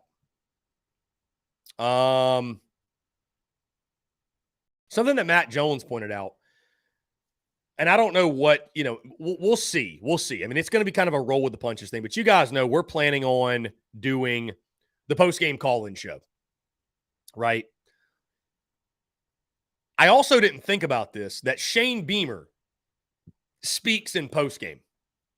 I never really thought about that. So would it be a better idea to wait until Beamer is finished in his post-game? I don't know. I'll say this. I tend to view it as no. Because to be honest, man, most of the time it's just coach speak stuff anyways. Like, what are we really missing on if we don't tune into the post-game presser? And also on the road, I don't think they stream those live. So anyways, let's jump to the phone lines real quick. Justin. More discussion on that later. Justin, what's up, man? How are you? Good. How you doing? I'm doing fantastic, man. I appreciate you asking. What's up? Hey, Chris, how was your Father's Day yesterday? My Father's Day was great. My dad had to work, but we gifted him a new grill. So it was really, really good, man. We had a great time. I appreciate you asking. How was yours? Yeah, mine was good. My dad's not living, Chris. I did some pictures of him, but he's still not living. But right. Yeah, Chris. But he always been with me, you know. That's true. That's true, Justin. That's true. That's very true, man. That's sweet. I'm glad it was a good day for you either way, though. Yeah, I get my mom's both a gift. I get cars and that was about it. Nice. Yep. Yeah, Chris, it was fun. Hey, Chris, I wasn't happy yesterday about Florida beat Old Wobblers. I wasn't happy about that. Yeah, I think everybody in the world was pulling for Oral Roberts. That was a great baseball game. I thought Oral Roberts might have him there in the final inning, but Florida hangs on. So, yeah, I mean, that was a great game. So, Florida was my pick to win it all, and they're one game away from the national championship series. So, oh yeah, hey Chris, like you said, man, whether you like for or not, they're still gonna win, right, Chris? that's it. That's it, Justin. That's it. Yeah, because like you said, you can hate Florida, you can hate LSU, you can hate Tennessee, right, Chris? Yeah, I mean, we hate them all, man. Anybody who's not a Gamecock, we hate. So, yeah. Hey Chris, what about LSU? They beat Tennessee the other day. yeah, they got Wake Forest tonight, man. That's going to be a great game. I know Tennessee's playing Stanford right now, but yeah, it's going to be great baseball tonight for sure. Yeah, hey Chris, it's Stanford win or Tennessee win? You said what now? Who's winning right now, Tennessee or Stanford? I think it's nothing. I think it's nothing as far as I see. Oh, you got your TV on, huh, Chris? No, I don't have the TV on, but I do have Twitter. So, actually, excuse me, it's 2-0 Stanford. Okay, it's 2-0 Stanford. So, Stanford is winning. Hey, Chris. Oh, yeah. Hey, Chris, I like Stanford, too, because I followed Stanford baseball a long time. Yeah, have you? Yep. I did not know that. Yeah, I love Stanford, Chris. They always had a good baseball team. I had no idea. Yeah. Yeah, because I can't be the last time Stanford won a College World Series.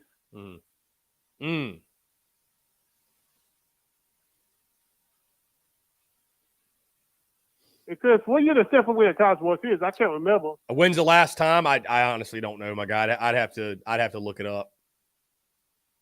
Yeah, it's been a long time ago, huh, Chris? Yeah, it's been a long time. Yeah. Yeah, and Chris, say about Stanford, are they showing enough to be an SC team like a Florida or LSU? Are they good enough to be an SEC team? I mean, I think they're a really good program. I think they're a really, really good program. Yeah. Oh, yeah. Are they showing enough to be a Florida or LSU in baseball? That's the thing about it. Yeah, I mean, I think over the course of a season, I think Stanford would get somewhat exposed, but I mean, I think they're a really, really good program, so I wouldn't be surprised they could hold their own. Yeah, and Wake Forest, they're a good baseball team too, but they have shown on to be an LSU target tonight. What do you think? Yeah, I mean, I think Wake's really good. That pitcher they're going with tonight, he's one of the best in the country. But it's going to be a great baseball game, like I mentioned. It's going to be it's a shame almost that that's not the national championship series, but. Yeah, no, it's going to be a lot of fun, Justin. It's going to be a lot of fun. Oh, yeah, so much competition, huh, Chris? A lot of competition. Yeah, the best of the best. Best of the best. Yeah, and Chris. Oh, yeah. And Chris, I got here. What's the status of Mark Kingston? Is he still going? What's the what now? What's the latest on Mark Kingston? Is he going to take Miami job or is he going to stay put? No, he's going to stay put. No, I think Kingston is going to stay at South Carolina. I mean, they just hired a pitching coach today, so that'd be kind of a weird move to dip out right after you just hired a pitching coach. I think Mark Kingston's here to stay, and I mean, again, he earned his way back. I have no problem with it. So, but no, I don't think the Miami job is happening. I think Kingston is going to be in Columbia next year. Yeah, Chris, he just full with South Carolina. He just interviewed Miami the other day, and this with the interview, right, Chris? Right. You're right, Justin. You're right. And ain't no big deal. We know he was this coach at Miami 2000, 2001, right? Yeah, Chris? It was early 2000s. Yeah. Yeah, but I know you stand put. Probably just fight for the best, right, Chris? Yeah, I think it's right. Yeah. Yeah, I mean, I think it's best for Carolina. So you like the stability, yeah. Yeah, but Chris, that's all I said, man. Justin, you're the man. I appreciate it, man. Call in anytime. All right, thanks, man. Hey, Yeah, man. Chris, let's hope they actually win the College World Series again. Yeah, I'm sure they will. Justin, appreciate it, man. Great stuff from our guy, Justin. Let's see. We got some suggestions, by the way. Bruin Nation says, just allow voicemails until Beamer speaks and then turn them loose. Jeff Gullidge says, I would start with the calls and air the post-game presser if possible, then go back to the calls. Well, what I'm not going to do, Jeff, is I'm not going to start the call-in show, bring Beamer's presser on, and then continue the call-in show. I really don't want the call-in show to go more than, bro, an hour tops. I mean, I'd like 30 minutes, to be honest with you. Like, it's already going to – we're going to have Ben all day make it – whatever. I'd like the call-in show to be a quick, concise 30 minutes to an hour, depending on how many calls we're getting, if you will. But, yeah, I don't know. We'll figure that out. Again, we'll figure that out. I mean, I to the point of Brendan, I just don't really recall, like, did they stream the post-game pressers? That's the funny thing, guys. Like, I've never, and maybe it's because I was going to the games. I've never been someone that's watched the post-game pressers live really all that much. Like, believe it or not, doing what I do, I don't typically tune in the post-game presser live. Brendan, they don't stream. I thought they streamed the post-game live. I'm almost positive they do. They don't stream it. I thought they did. Okay, well, if that's the case, I'm definitely not waiting then. My guy Matt Jones made me think it was streamed live. I could be wrong. I don't know. Yeah, Matt Jones says, yeah, his post-game presser, watch it live like we did in the weekly press conference. Okay, well, if that's the – okay, then maybe I'm wrong. I thought also the post-game was live. I could have been wrong. Okay. Lynn Turner says, we watched the post-game presser in the stadium. So Driftwood says if they're at home, it's live. If they're away, it's later. So who's wrong here? Is Brendan M. wrong? Who's the slapdick? Who is the slapdick? No, I'm kidding. We'll make that adjustment either way. I mean, guys, I will probably say, though, I will probably say that no matter what, we will probably just air our call-in show 10 minutes after the game ends, and I'll have Twitter up because obviously people are going to be tweeting the quotes. So, like, as the quotes roll in, maybe we'll just kind of update some things, but I don't know, because I think it just throws a lot of confusion in there. If, like, all right, on home games, we're waiting after his post-game presser. Road games, we're not. I don't know. We'll cross the bridge when we get to it, but that's definitely something to figure out. But I just wonder how much. I mean, really, again, the point is to get to the calls, and I think the people who want to call in and rant don't give a shit about the post-game presser all that much, to be honest with you. It's just my take, my opinion. Y'all can disagree with me if you think I'm wrong, but again, I think it's just a preference thing. I really do believe it's a preference thing. But again, we'll cross that bridge when we get to it. And Brendan M., you're getting cooked, my guy, because the post-game pressers for the home games, they are live. Brendan, tough birthday L, my guy.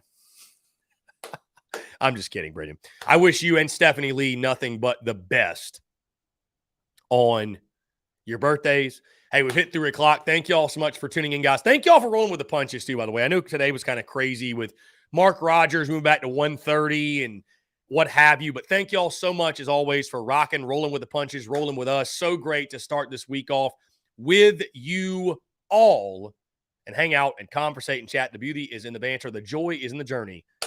And we're enjoying every step of the way. Guys, appreciate you all tuning in. Thank you all so much. Have a great rest of your Monday. And we will talk to you all